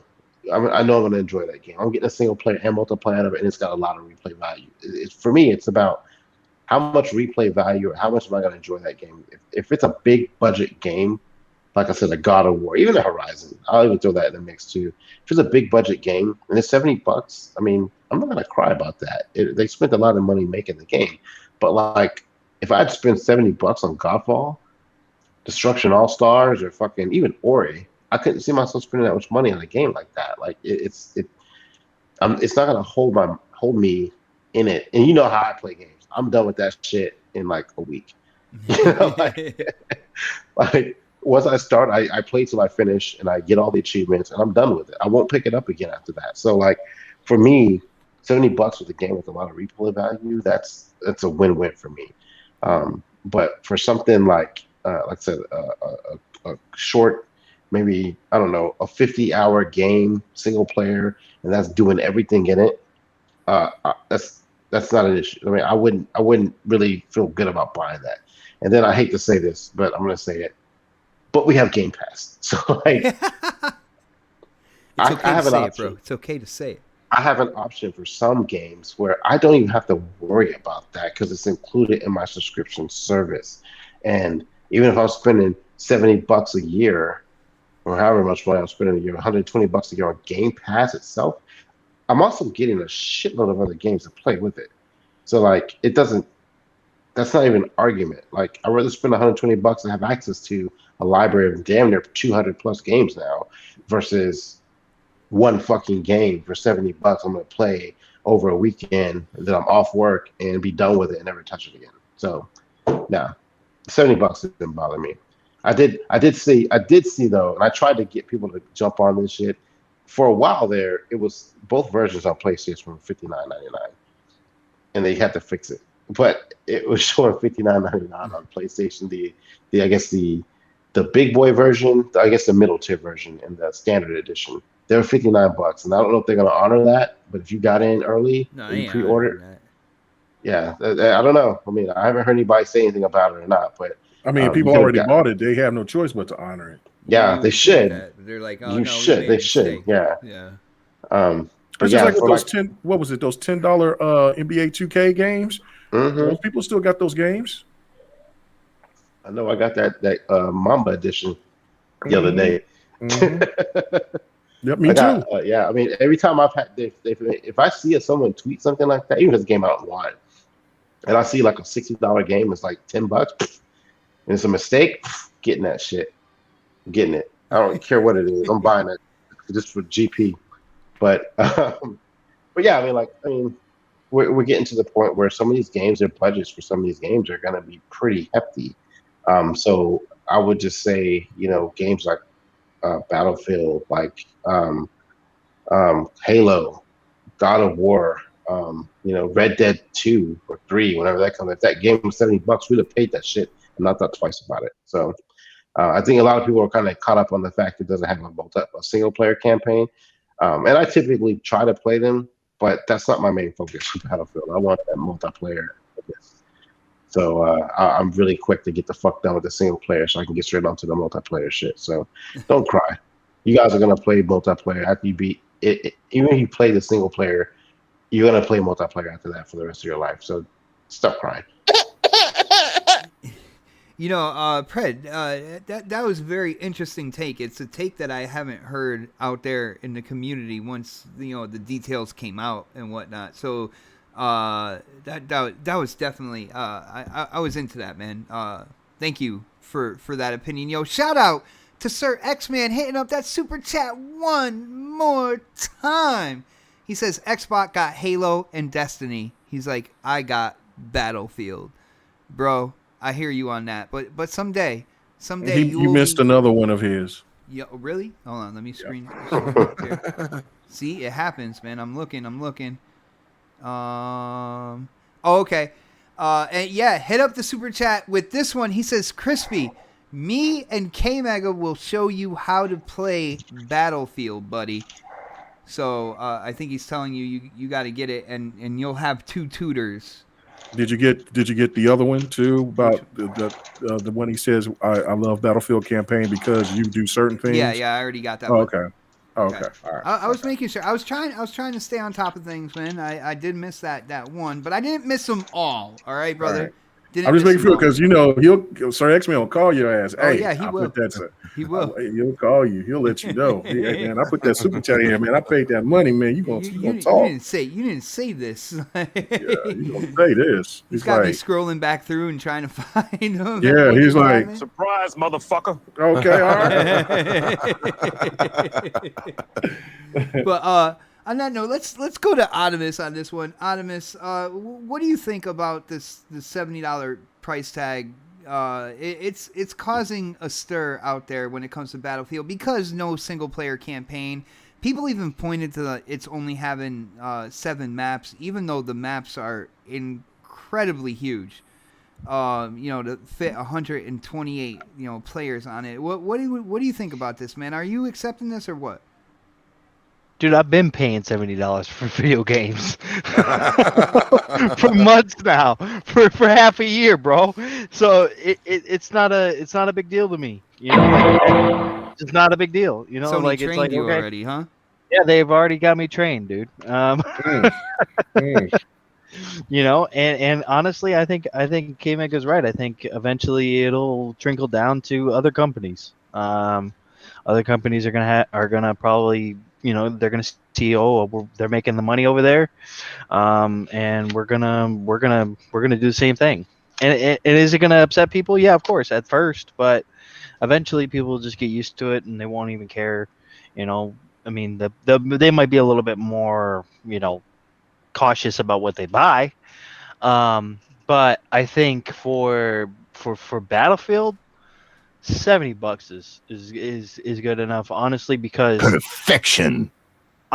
because of the fact that like Battlefield campaigns, like, and I know people are probably going to disagree with me on this one. Weren't that good? Garbage. Yeah, they're not. Yeah, they're not very good. They're garbage. They're garbo.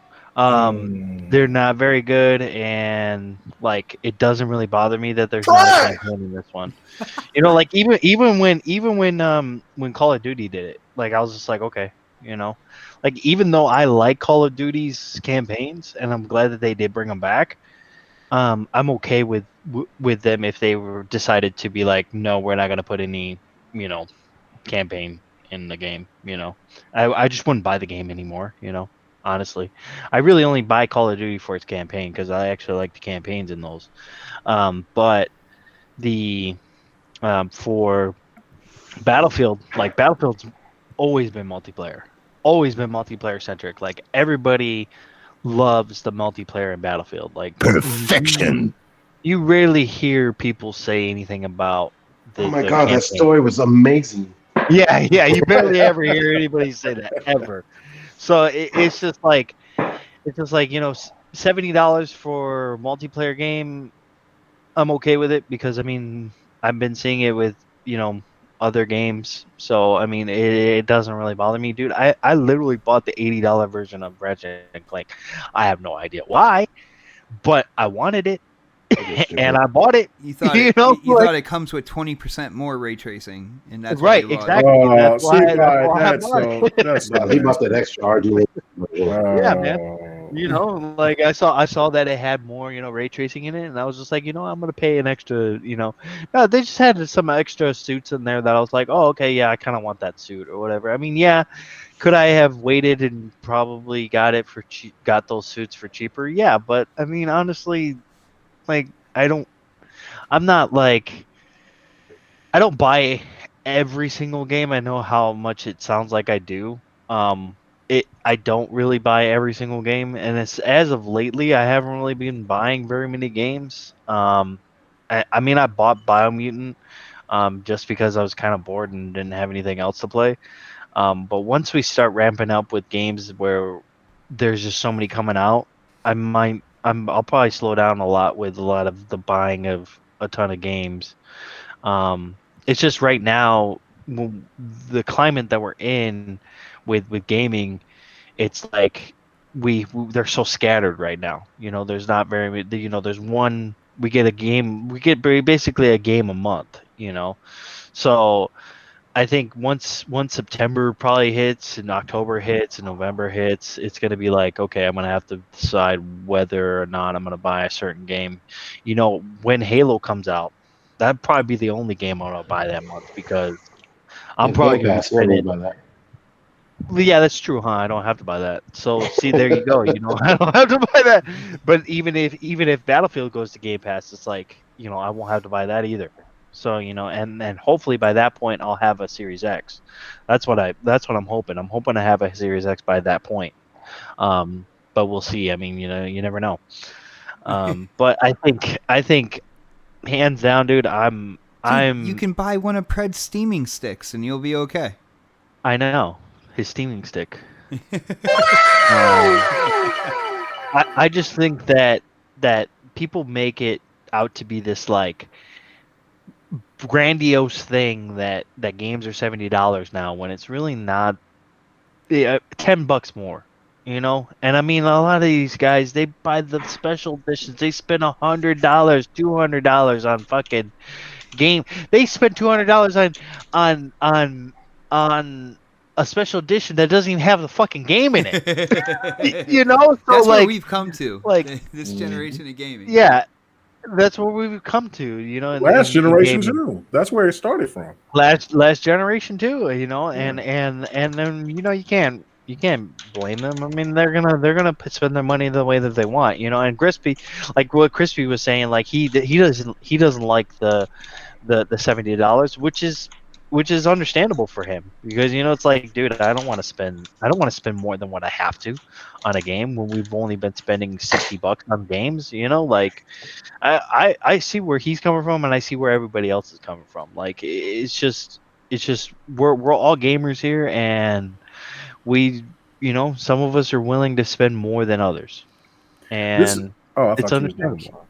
I Yeah, go thought. ahead. No. I just wanted to just say is that look, I've said this. I think we've all talked about this. I know we've talked about it here. Talked about it on GRG as well. It's that look. This was the generation where everybody was going to, when they talk the big game, they're going to have to show and prove. The TVs are expensive, monitors are expensive, games are going to become more expensive. We've been talking about the game price going up for the last 3 years, so it's not like people haven't been, who's been listening, didn't know that this was coming. We've already heard people saying that they were going to do this. So to me, it's kind of like, the budgets of these games, especially these bigger games, if you want all of these bells and whistles and all of this and that, then you're going to have to pay for it. Listen, the one thing for me about with the PlayStation games being $70 is just my only concern about it is that if Sony's bigger titles can go over to the older hardware without no true enhancements on the new stuff, then is it really worth that $70?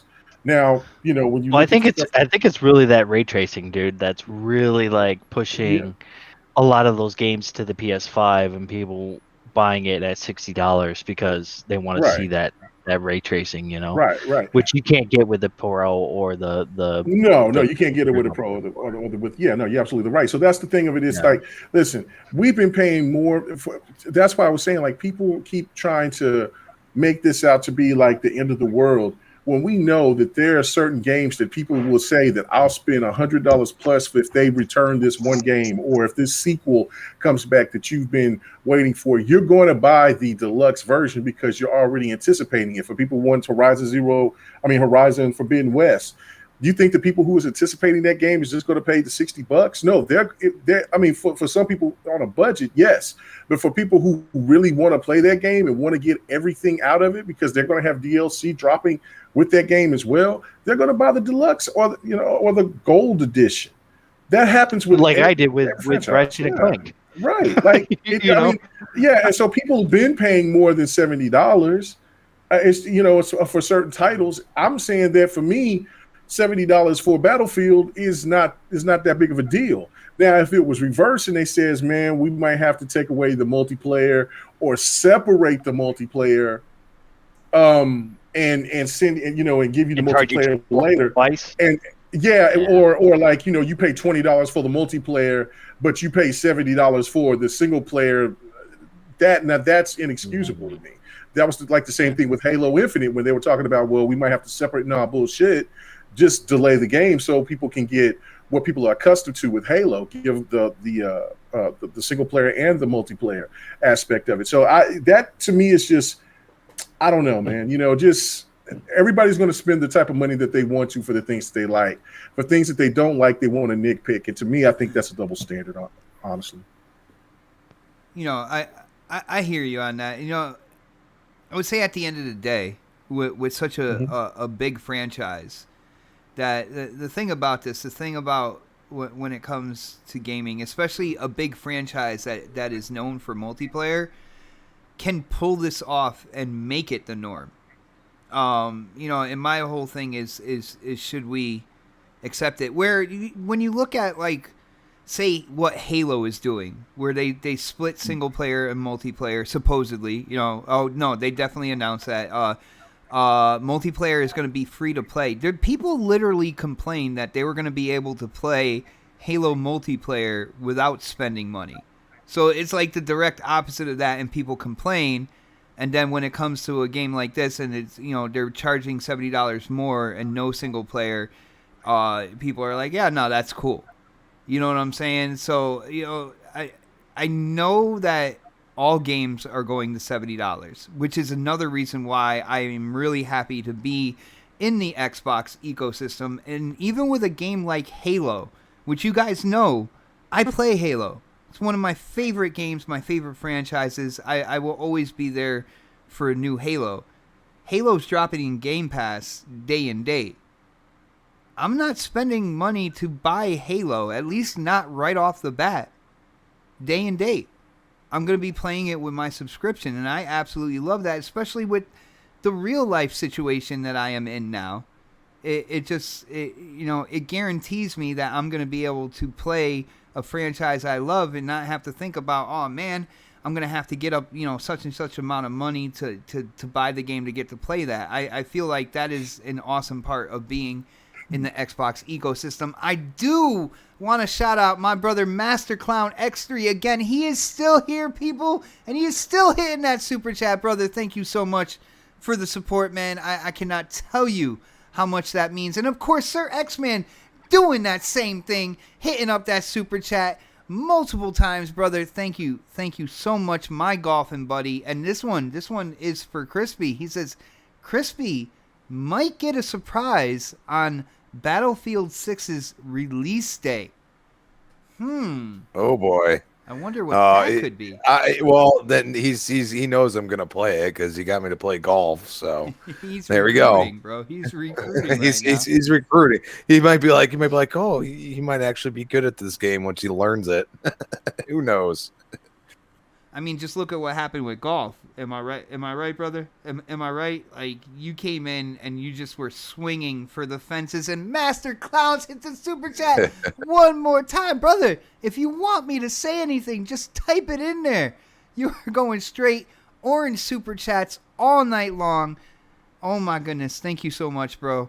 That is incredible. But you got to type something. Have me say something, man. I feel awkward. But we can say something on his behalf. What happened? We can say something on his behalf. Go ahead. Welcome to the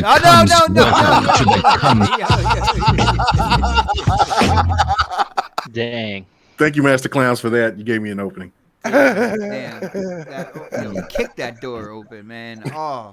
Yeah, I'm glad you guys love it's that. hard stop every time. You hear it in my voice when that happens, right? Oh, man. Your voice sounded like your balls dropped. No. Amazing. A booby trap that actually catches boobies. Yeah. Well, guys, on that note, we got to this is the last topic of the night, man. And Xbox Bethesda showcase is right around the corner, and I want to hear you guys in terms of what you're expecting and any predictions, surprises that you think is coming in a couple days. Of course, guys, we will be live streaming it here on this channel. So far it's me, my son, Midway, Dark Optimus, and I don't know if the rest of these fools are joining. They haven't really answered yet. So. Crispy has to work, so I will not be on Twitter, by the way. I don't want any spoilers. I'm gonna watch it when I get home. Shoot. Yep.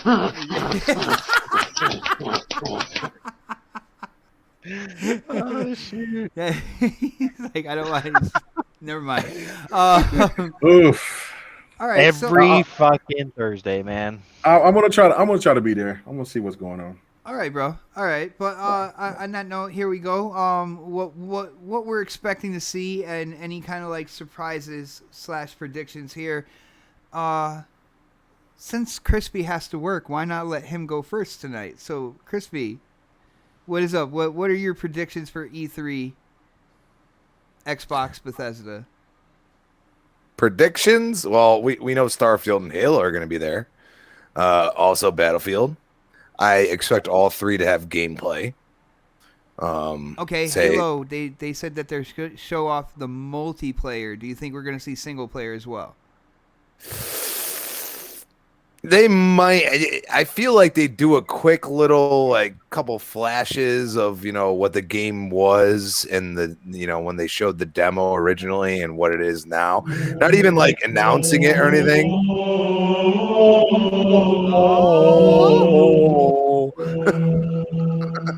Perfection. But Yeah, I mean, I think at the least, like maybe like before like they go to the gameplay, they have like a few little flashes, like some kind of like trailer style, and then go into somebody talking about what they've done and everything, whoever it may be. I think Starfield, it could either just be a full on trailer with no gameplay, but I think we're all hoping for gameplay. I also think there's gotta be something that nobody's expecting. I threw it out there. I said, Bethesda will do like, Elder Scrolls style and put Fallout 5 up there and that's it. Or it would be better if it was like Fallout New Vegas 2, or I said New California Republic. That's what they should call it. But yeah, I mean, that would get people hyped. Also, people have thrown out their Splinter Cell. I highly doubt Metal Gear. I mean, everybody has thrown that out there at some point. I'm like, I don't see that. It's one of those crazy things. You expect certain things, and then you don't know what's really coming at the same time. So, me personally, I kind of feel like we're going to see Avowed. I think that one for me is kind of one of those that it might be a crazy bet, but because they built it in Unreal 4, I feel like they could show something a little bit more than what they showed. So that's really the one I'm throwing out there. And then I mean the off the handle one is the Fallout 5 one. I got you. That okay. All right. So all in all, you think they're gonna knock it out the park, bro? If I say 9 at the end of this, which I think I'm going to, that is going to be the best grade I've ever given any like game show. So I think it'll be a 9. I think they know what they need to do, and I think they need if at least 3 of these big games that we know are coming show gameplay, I think that's going to be a big deal because they say they listen to us, but they got to prove it. You know what I'm saying? And this is the time. You're going to have consoles available probably the end of the year into next year. And these are when these games are going to start flowing out. You got to show people what you got coming out. And I feel like especially Bethesda's sneaky as all hell, man. Like I said, they are very sneaky, dude. And they will shadow, like, dude, Starfield, you don't know what they come out in 2 months after it. You know what I mean? They'd be like, oh, bam, right there. You'd be like, well, what? Dude, we haven't seen anything from Elder Scrolls. They announced that when they got Starfield. You never know with these guys. So I'm just saying, like, show something big, show 2 things big, show us a couple surprises. We do want to see those things from, devs like in Exile and Compulsion and stuff like that are talking about AAA and this and that. And I mean, State of Decay 3 looks totally different. And for my girlfriend, she's really interested in that game. I would like to see it just, be able to show her that because I doubt she's going to sit there and watch the whole thing. But if I say State of Decay 3, she'd be like, I was really interested in that. So that's the beauty of Game Pass with these games. I'm sure all of them are going to be on Game Pass, for the most part. So that's always a plus. Yeah, definitely. And Crispy, what do you think Sony is going to bring to the table for E3? Never mind. I'm gonna... Well, I'll tell you this: they're gonna announce their date on the 13th. Watch. Okay. That's what they're gonna do. Sony, they're going to do that. All right, brother. That is some awesome thoughts there. Let's go to Dark. I know he has been waiting all year for the Xbox E3 showcase. So Dark, send that shit to Hades. what are you expecting to see? What are your predictions, surprises? Go ahead. Fallout 5 ain't happening. I'm telling you that right now.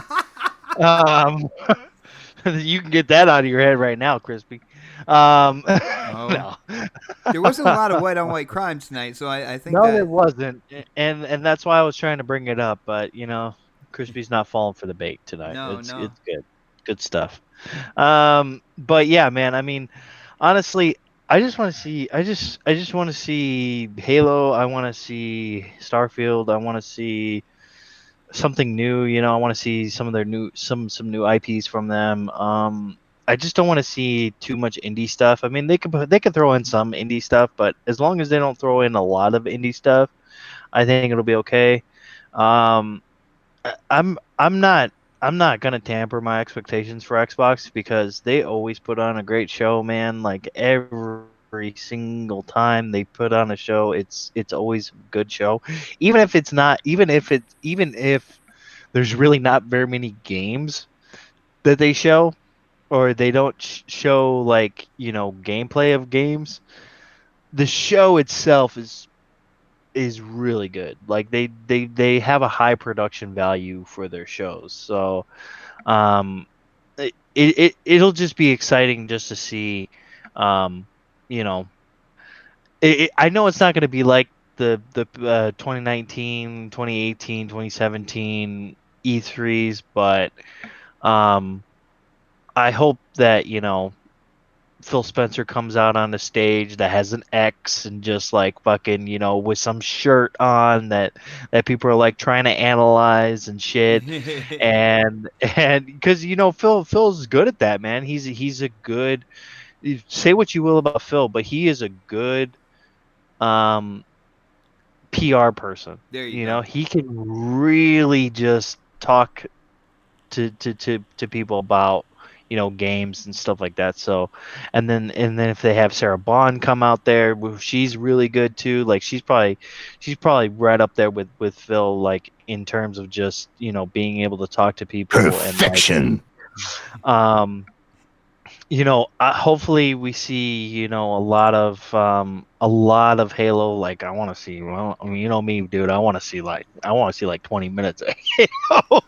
Like I don't mind 20 minutes and an seeing hour and a half show just dedicated to Halo. Yeah, man. I mean I love Halo, so I mean seeing more of Halo is just gonna be good.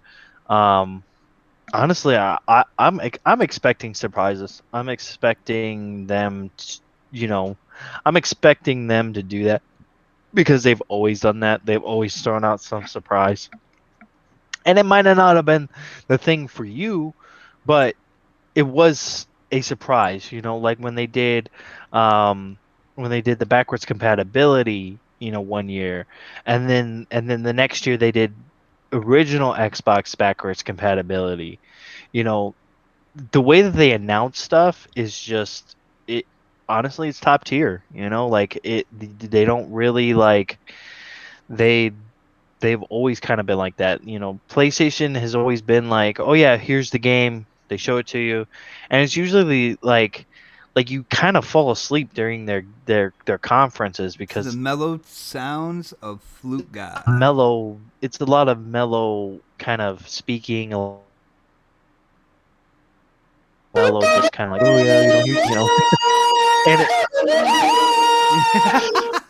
it's not like Xbox when they're like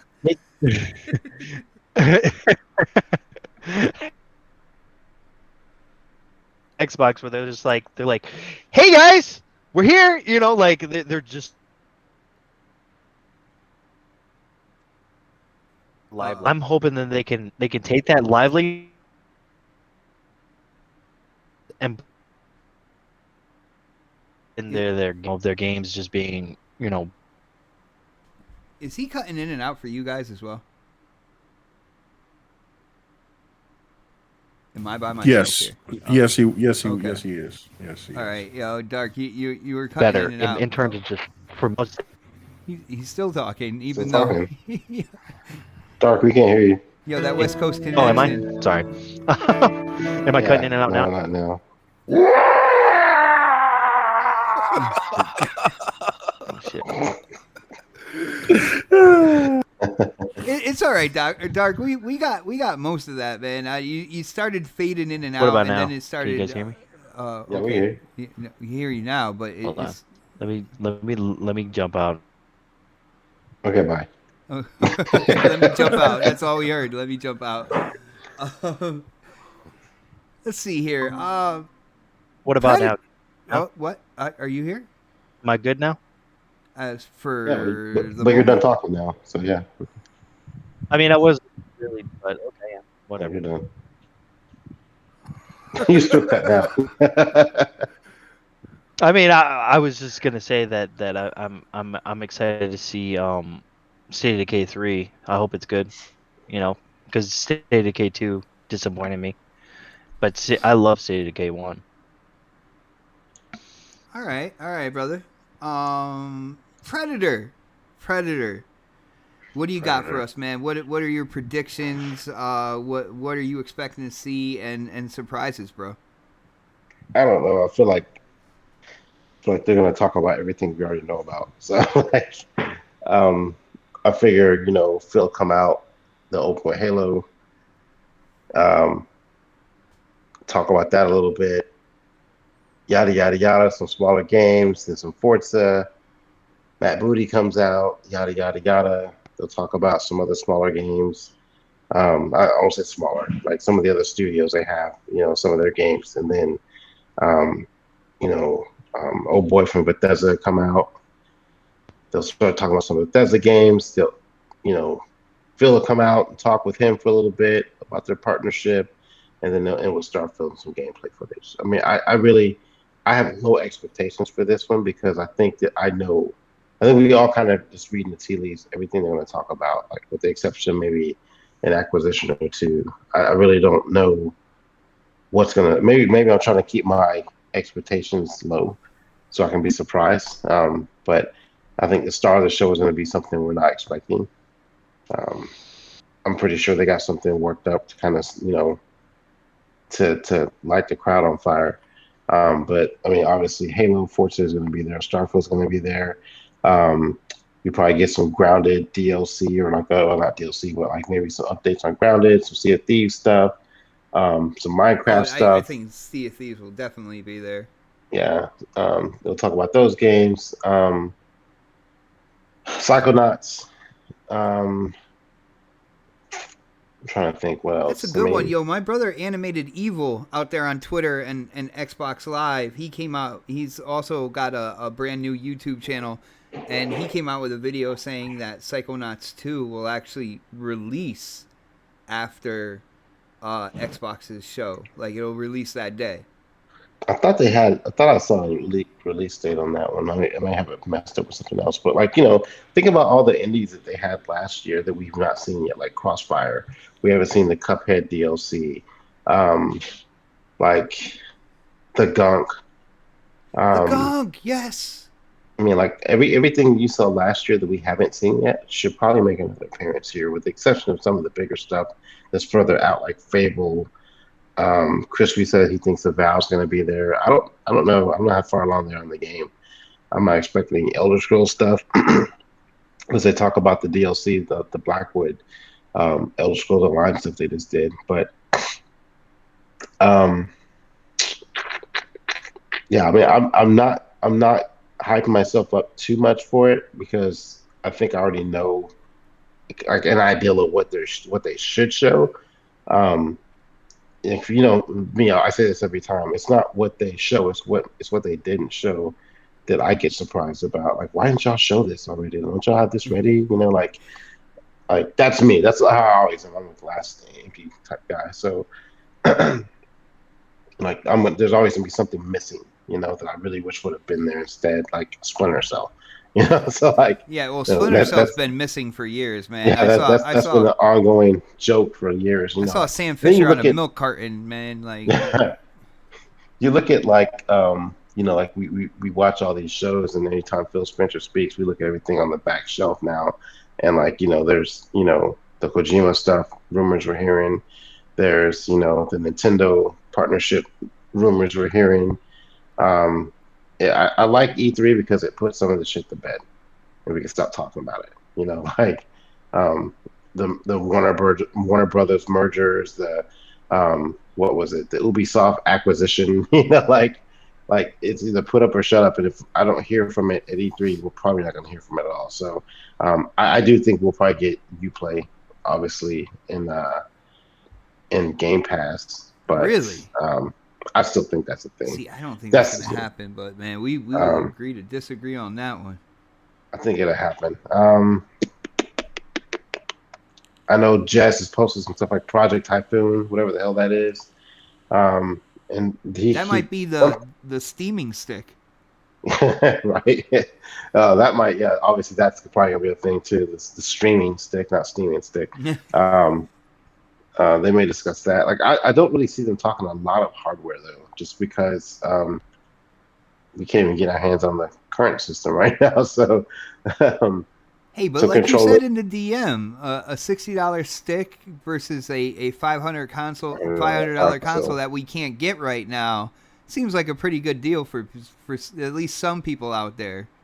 yeah, if they release it like within the next 6 months, yeah. But you know, then I know they talked about the Game Pass and iOS, and you know, going on TVs and stuff like that. So obviously they'll discuss that part of it.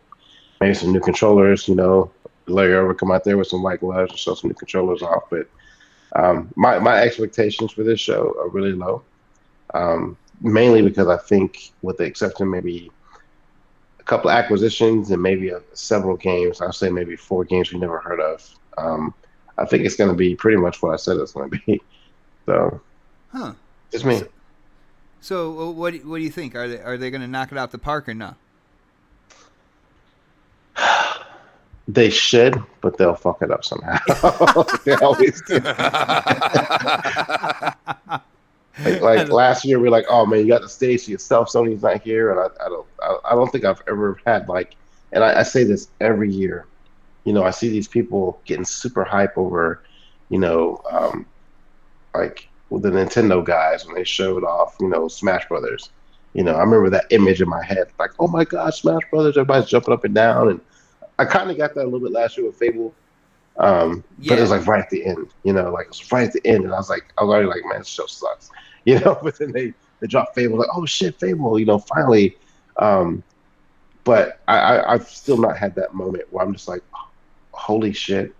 Well, I did get that moment when they bought Bethesda. I had the holy shit moment when they bought Bethesda, or what's it? Well, you know what company I'm talking about.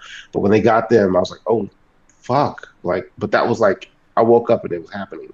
Like, I'm talking about in show. Like, I want that in show moment where I'm not expecting it, and they just fucking throw it on me. Like, oh, by the way, here is you know, Splinter Cell, you know, or you know, we purchased this IP for, I don't know, we bought, you know, Ninja Gaiden, or you know, like, and they show footage and gameplay, and I want to be like, oh shit. But I think they'll do good this year. I think we're partnering with the Bethesda guys, and kind of collaborating together, because Bethesda usually has a pretty good show. I say Bethesda knows how to do a good show. Yeah, they usually have a pretty good show, and so I think maybe collaborating with them, they can kind of come together with a better game plan than what Microsoft typically does. I don't think the show's gonna suck, but if I had to guess right off the top of my head, I'm gonna give them the same score I give them every year, a B.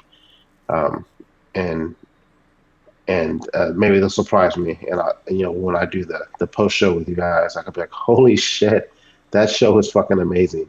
Because they usually have that, they build it up and it's really good in the beginning, and there's like a spot in there where it just lags off, and they start doing the sizzle reel. They start, you know, showing harps and shit from, you know, from Sea of Thieves, and like it just kind of like, it slows the pace of the show down. And I get up and I go pour a drink or something, and I come back and then things pick back up again. But there's usually that lull. The show's what, an hour and a half? Yeah. They may go over. It might go over, but I want to be surprised. I want to be like shocked. I want to like to see Twitter blow the fuck up with something amazing that happened at the show. So I got you. I appreciate that, man. And I have a quick prediction here for Xbox, and it's a game that I haven't heard anybody talking about, but it's one of the most popular games out there, and that is Minecraft. I said Minecraft. Did you say that you think I did say we're gonna see? They better not show any motherfucking Minecraft. We're gonna see the ray tracing and all that good stuff on the Series X. Who gives a shit? Dude? I give a shit. Don't no you one dare. wants to see that stuff, dude. I don't want to see Minecraft again, dude. Dude, look out your window. Look out your window. Your city is sinking in the ocean right now. They're gonna spend like 20 minutes on fucking Minecraft. I'm gonna be like, oh. I didn't say 20 minutes, man, but that's my prediction. That's one of my predictions. They're gonna show Minecraft. They would just stop showing Minecraft. Running ray Well, I did- tracing, improved graphics, the whole 9 on the Series X, and I cannot wait for It'll that. be right in the middle of that period where I talk about where people kind of doze off. That's when they'll show Minecraft. And that's when So I'll Yep, be right there in exactly, front of the yeah. TV, like, oh my goodness. Yo, Albert G said, I think the streaming stick is a huge mistake to talk about. It's an insult to Xbox Series X console owners. And Albert, I will let you know, with this streaming stick, if it is completely based around Game Pass, there is no way that it is an insult to anybody who owns a console. It would be a streaming stick that you have to have your subscription for Game Pass, and you can only play the Game Pass games off of it. I think that is actually a good idea if that is exactly what it's going to be made to be. Whereas with a console, you can buy the games. You can either buy them digitally. The games that aren't in Game Pass. The multi-platforms and stuff like that, and you can really build a whole library plus having your subscription if you want. I still think console would give you more options if they run the stream stick that way. I disagree with you, bro. I definitely disagree with you. Who's next on the list here? I believe we are getting to K Mega. K Mega. We're finally talking about Xbox's E3 and what we think we're going to see there. Of course, we know a couple games that are going to be on there, and of course, when it comes to gaming social media, people are like, "Well, you're not going to see Avowed, you're not going to see Hellblade 2." The rumors. I forgot what else. Oh, Everwild. I gotta ask you, do you think those rumors are true? And like, what do you think? What are you expecting to see? What are your predictions and surprises, bro? Man, after going behind Pred, man, I feel like R. Kelly, man. Yo, killing me with this. I feel like you're just like, why bother watching? You know what I mean? Damn, like, bro. What's the point? But he still gave it a B afterwards. That's what I'm saying. Like, what? So therefore, you got to say Pred was doing this. I don't know if I get copyright for that for some reason. I have no idea. Get it all? Well, then get your shit together. All right.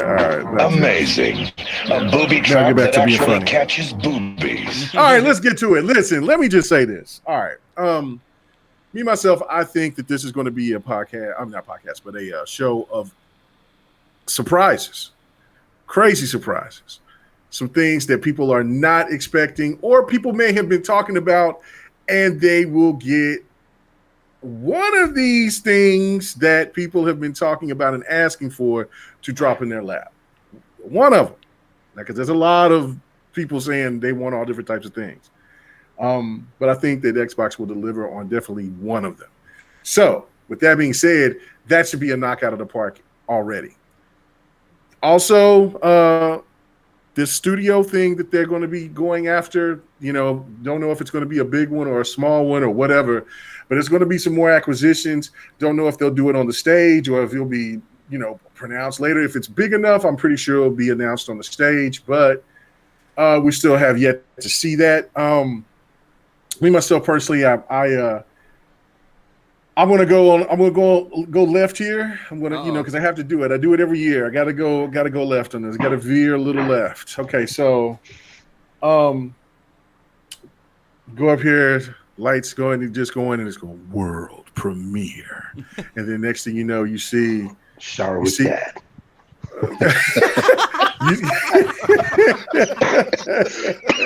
You see my man. You know what I'm saying? You see my man from the maker of Tekken. What? Come out there on the stage with the man with the guy that makes Capcom on the stage, and then they announce it. Finally, Tekken Cross Street Fighter, baby. Oh, really? Let's go. Really? That ain't ever happening. You're gonna be waiting a long time for that. World premiere. Let's go. So all right. So but listen, what I'm saying That's like here right going now. more left than you have ever gone. I said left I'm going. before. I'm going left because normally I'm always doing the Killer Instinct too. I already know that that's going to drop eventually. I can't keep saying that every year. So I got to do something new. So my going left prediction is definitely Tekken Cross Street Fighter. It will be announced at E3 this year. All right. So also I do think that we will definitely get some more, which I think everybody knows that we'll get some more huge news about Game Pass. What games to come down the pike? Man. I heard a couple of things, but I cannot disclose one of the games. When I heard it, I said, you got to be bullshitting me. But they said, listen, hey, that's all right. All right. So Battlefield 2042. Get ready for that. Get ready for that. I can't say anything. I can't say anything on that. But there Guys, will you be didn't even tell us off air. This is just not fair, man. Listen, all I'm saying is this. This will be the one of surprises. There's always going to be the detractors. There's always going to be somebody that's going to say this about, I need gameplay. I need this. I need that. Listen, if a game is not coming out until 2023, I don't give a shit about any gameplay because I'm not going to play the game until 2023. So obviously, if they show you gameplay of a game that's not going to come out until 2023 or the end of 2022, just like Halo Infinite, I guarantee you it's not going to look like it did when we seen it last year. So, all right. That being said, chill with the gameplay stuff. If just show me some trailers. If the game is going to be right around the corner, then show me some gameplay. Other than that, if that shit's way down the line, keep going. Crossfire X, I'm definitely looking forward for that. Bright Memory, I'm definitely stoked looking forward for that. The Ascent, that's going to be dropping in July. I'm looking forward to that. I don't play those types of games, but like graphically, that looks good, and I might be playing that from Game Pass, man. I'm just saying. Yeah. And then also, I do agree with Pred. The Ubisoft thing could be announced. That's up in the air, but I definitely I'm on that gravy train as well, thinking that they will talk about more partnerships with that. And then lastly, because I got to save some of this stuff for GRG tomorrow night, I've got to say that Steam and Xbox collaboration, baby, partnership is going to be right there on the stage. Let's go! Xbox going to be showing all types of. They're going to be making that partnership. They're going to get all types of PC games on the Xbox console. The time has come. This is going to be the E3 of surprises. Get ready. They're not going to play with y'all. Of course, they're going to show stuff that we've seen from last year because that stuff is going to get ready to be shown, like Scorn and all the rest of it. But get ready for some surprises because they're going to drop some hammers on you. Guarantee you. One in particular that I know for certain that's going to happen. But yeah, and what's that? You just got to wait. Can't tell you. Anyway, all right, let's go. That's me. Yeah. Brother, this whole Xbox Steam collabo that you're talking about, you're not talking about like just having Steam on Xbox and being able to play your Steam library and buy Steam games? I don't know. I have no idea how that collaboration is going to work. I know that most likely what it means is that maybe Game Pass will probably be something. I don't know. I can't go into full logistics about it. The only thing I do know is that this is supposed to be really serious and that's supposed to be for real. So that's all I can go by. I mean, I'm not an insider, so I'm just going by, little chirps in the wind. Little chirps in the wind, people. Yes, yes, guys. Yes, and with that, what you got to do is so be hypes. You gotta tweet out to K Mega your favorite bird gifs. So yes. Yes. So tweet to K Mega at K Mega 4, I believe. At K Mega 4, yes. And tweet out your favorite bird gifs for his tweets in the wind. Yes. And I will be checking Twitter to see what people come up with on that. But guys, that's pretty much it. You got the predictions. Xbox Bethesda show is right around the corner. I do have the day off of work paid day off of work. So I put in that holiday day. You know what I'm saying? That floating holiday. I put it in there for Sunday. So we will be streaming live here on this channel. And I'm excited. I cannot wait. I think we're gonna see a lot of stuff here, and I'm not, I don't know what to expect, but I am expecting a great show. And guys? Nobody said anything about the possible Halo Infinite multiplayer beta that is rumored to go live right after the show. Well, that's not a rumor. That's not a rumor? Well, the beta's there for the insiders right now. It's going to be. So most likely it'll probably be insider based, but and then they better give people a way to get in there. Like, oh, that was already weird. You didn't get your letter? You didn't get your Xbox, your Halo letter? No, you I didn't get my Halo letter, bro. Like, I guess they saw too much Destiny and they revoked the license. You didn't get your Halo letter? Hey, they don't give Halo letters to 14-year-old kids. Wow. Guys, if I can get in, I will be playing it that day, people. I will be playing it. I will be streaming it on this channel at some point that day. I swear. All right, well, man, maybe right now. Yeah. Oh shit! But guys, I mean, that's that confidentiality. You got to be. I can't say it right now. Where you can't say anything. Yeah, so if you're playing it, you can't say that you're playing it. Okay. Well, I'm definitely not playing it right now. So. Oh, you mean it'll be under NDA? Yeah. Yeah. Confidentiality. Now you're just teasing me. Now you're just teasing me, guys. But yo, everybody in the chat, that is the show for tonight. Yo, shout out to all you guys hanging out with us every Thursday. It was great doing this show with all you guys.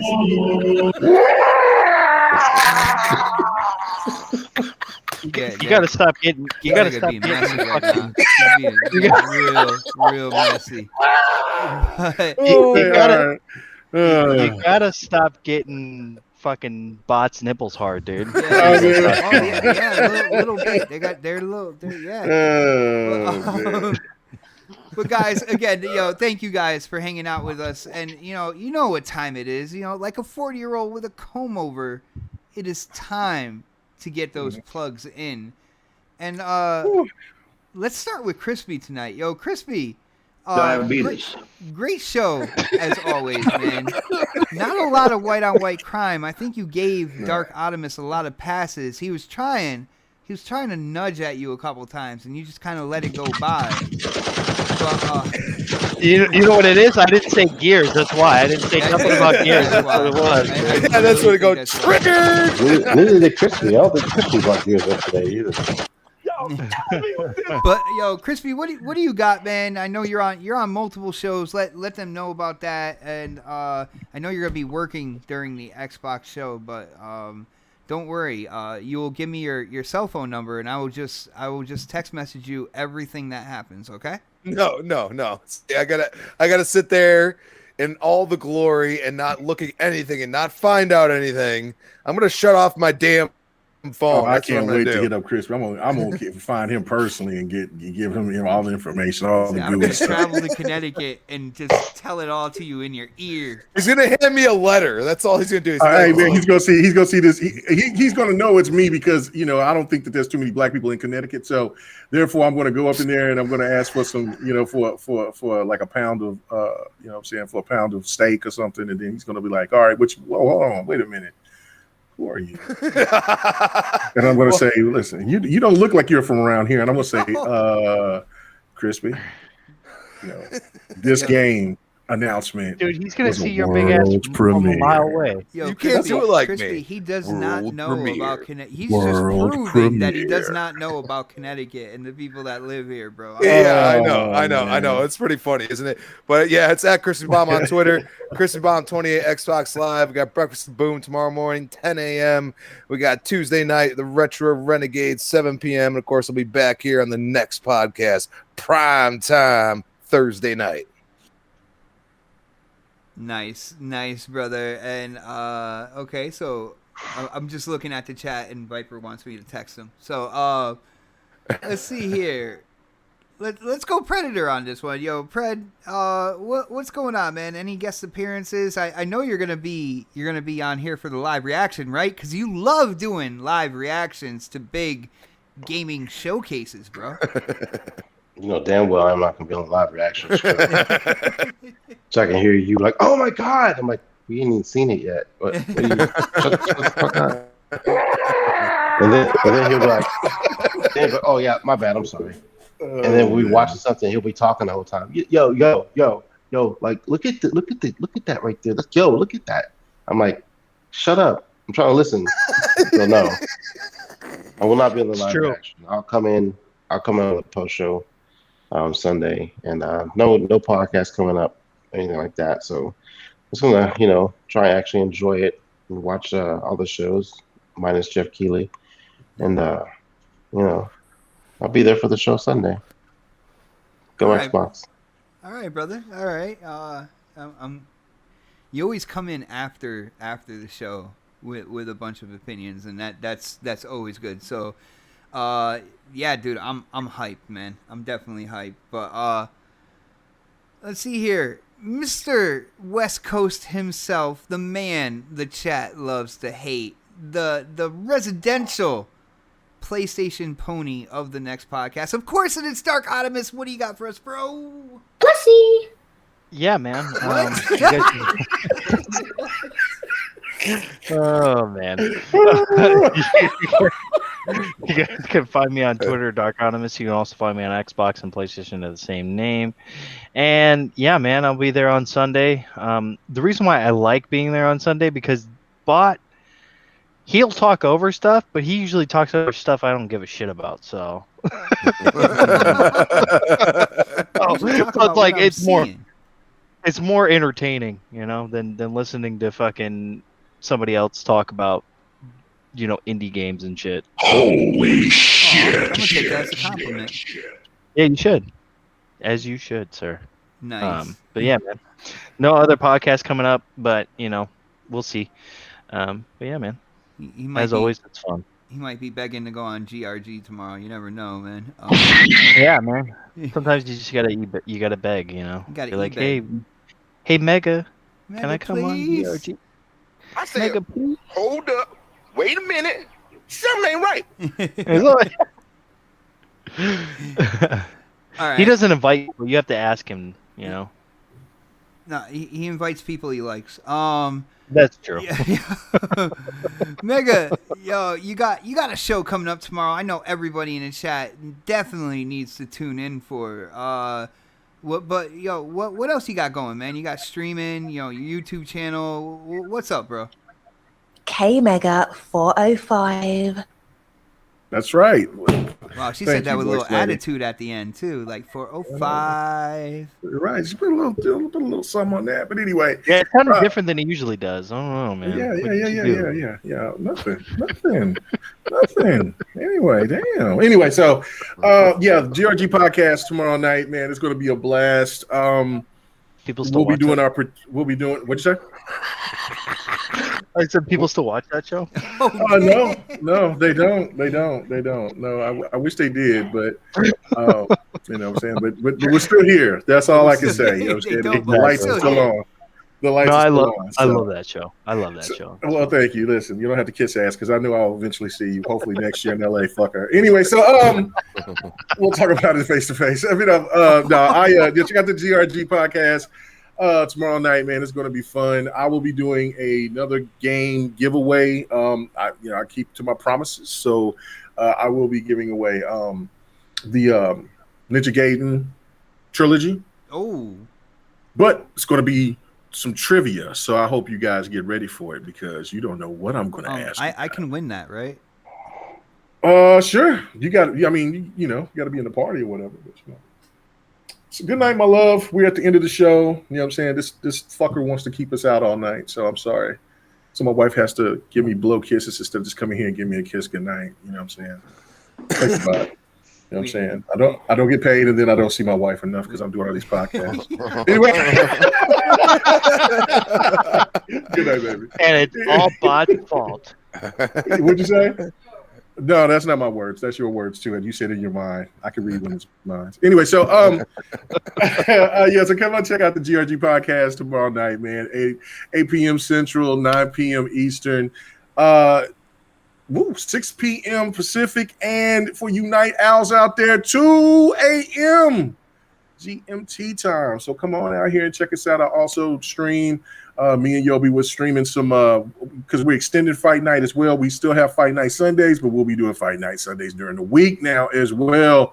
And me and Yobi kicked it off with some Jump Force. We played it for 3.5 hours. Had a good time. Wish that whenever they announced Jump Force 2 that they decided to want to do lobbies. I mean, I don't understand that. Bring some damn lobbies. But yeah, we'll be doing that. So yeah, I also will be streaming more, starting getting the timing right with all that. We'll be dropping some more videos. I dropped a couple other extra videos. So I've been trying to get busy. So yeah, I appreciate all the support and all of that. And then of course the Dev and the Gamer will return. So hold on, let me go ahead and do that. Yeah. Welcome to the Dev and Gamer podcast. Yeah. K-Mega 405. I just got to say my name all the time because I like the way she says it. But anyway, but yeah, the Dev and the Gamer will be back next week. And then for GRG next week, we have a very special guest. A former developer will stop by. So it will be very fun. And no, it's not the Don. So yeah, Don is a developer. So he's still not. He's not former, yeah. He's not former. But yeah, we'll have somebody stop by. So it will be really fun. So come check that out. And then, like I said, the giveaway. Shit, yeah, that's pretty much it. Fight Night Sunday, we'll be doing it. And man, the after show. Are we going to do it like we do it traditionally? We do the after show on my channel, or are you going to just take it all over and just do it? All I have to do is say something, bro. No, man, is that how we going to do it? Yeah, right. Oh, look, you mumbling now. You mumbling. That's what white people do, man. Betrayal. All right, so anyway, I don't know what we're doing. We'll do it on the Xbox show. We'll do it on mine. It doesn't matter on channel, but regardless, we will definitely have it. It's going to be fun. Listen to everybody's thought process and Pred's hate for everything. Grim, hate for everything. But that's it. But man, sorry, I know I'm going long. I'm out. I'm done. We good. Nice. So definitely check out the post game show on K Mega's channel because I didn't even talk about that at all. So. Well, I was going to ask you about that, but so fuck it, do it live. Put the pressure on them. That's how you do it, ladies and gentlemen. You got to put the pressure on them live. Let the people, do it live. And so, if you try to catch you, back angles, it's like, no, I think I might want to do it. No, you just make them go, hey, Bot, we're going to do a show on my channel. All right, that's good. All right. And it worked to perfection, bro. To perfection. But guys, thank you so much for hanging out with us. If you are new to the show, we are here every Thursday, and that is 8 p.m., of course, known as Prime Time. And for all the long-standing people, thank you guys so much for all the support. Super chats were absolutely insane tonight. Thank you, Master Clowns. Thank you, Sir X-Man. Thank you to all the people who continually support this channel and this show. I love you guys so much, man. You dropped out for a second, so say what you had to say again. Where'd I drop out? No, I was letting all the people know that continually support this show and the channel that how much I appreciate it, man. I love you guys to death. You guys are a part of the Next Podcast family. Thank you guys so much, and we aren't done. We are still going. So I'm gonna end the show. Game over. The way I do every week. We will see you guys next week for the next podcast. Have a great night, everybody. Killionaire. Welcome to the. No. Oh yeah. the voice of Master Chief, Spartan 117, and you're tuned in to Next Podcast. Now, wake me when you need me.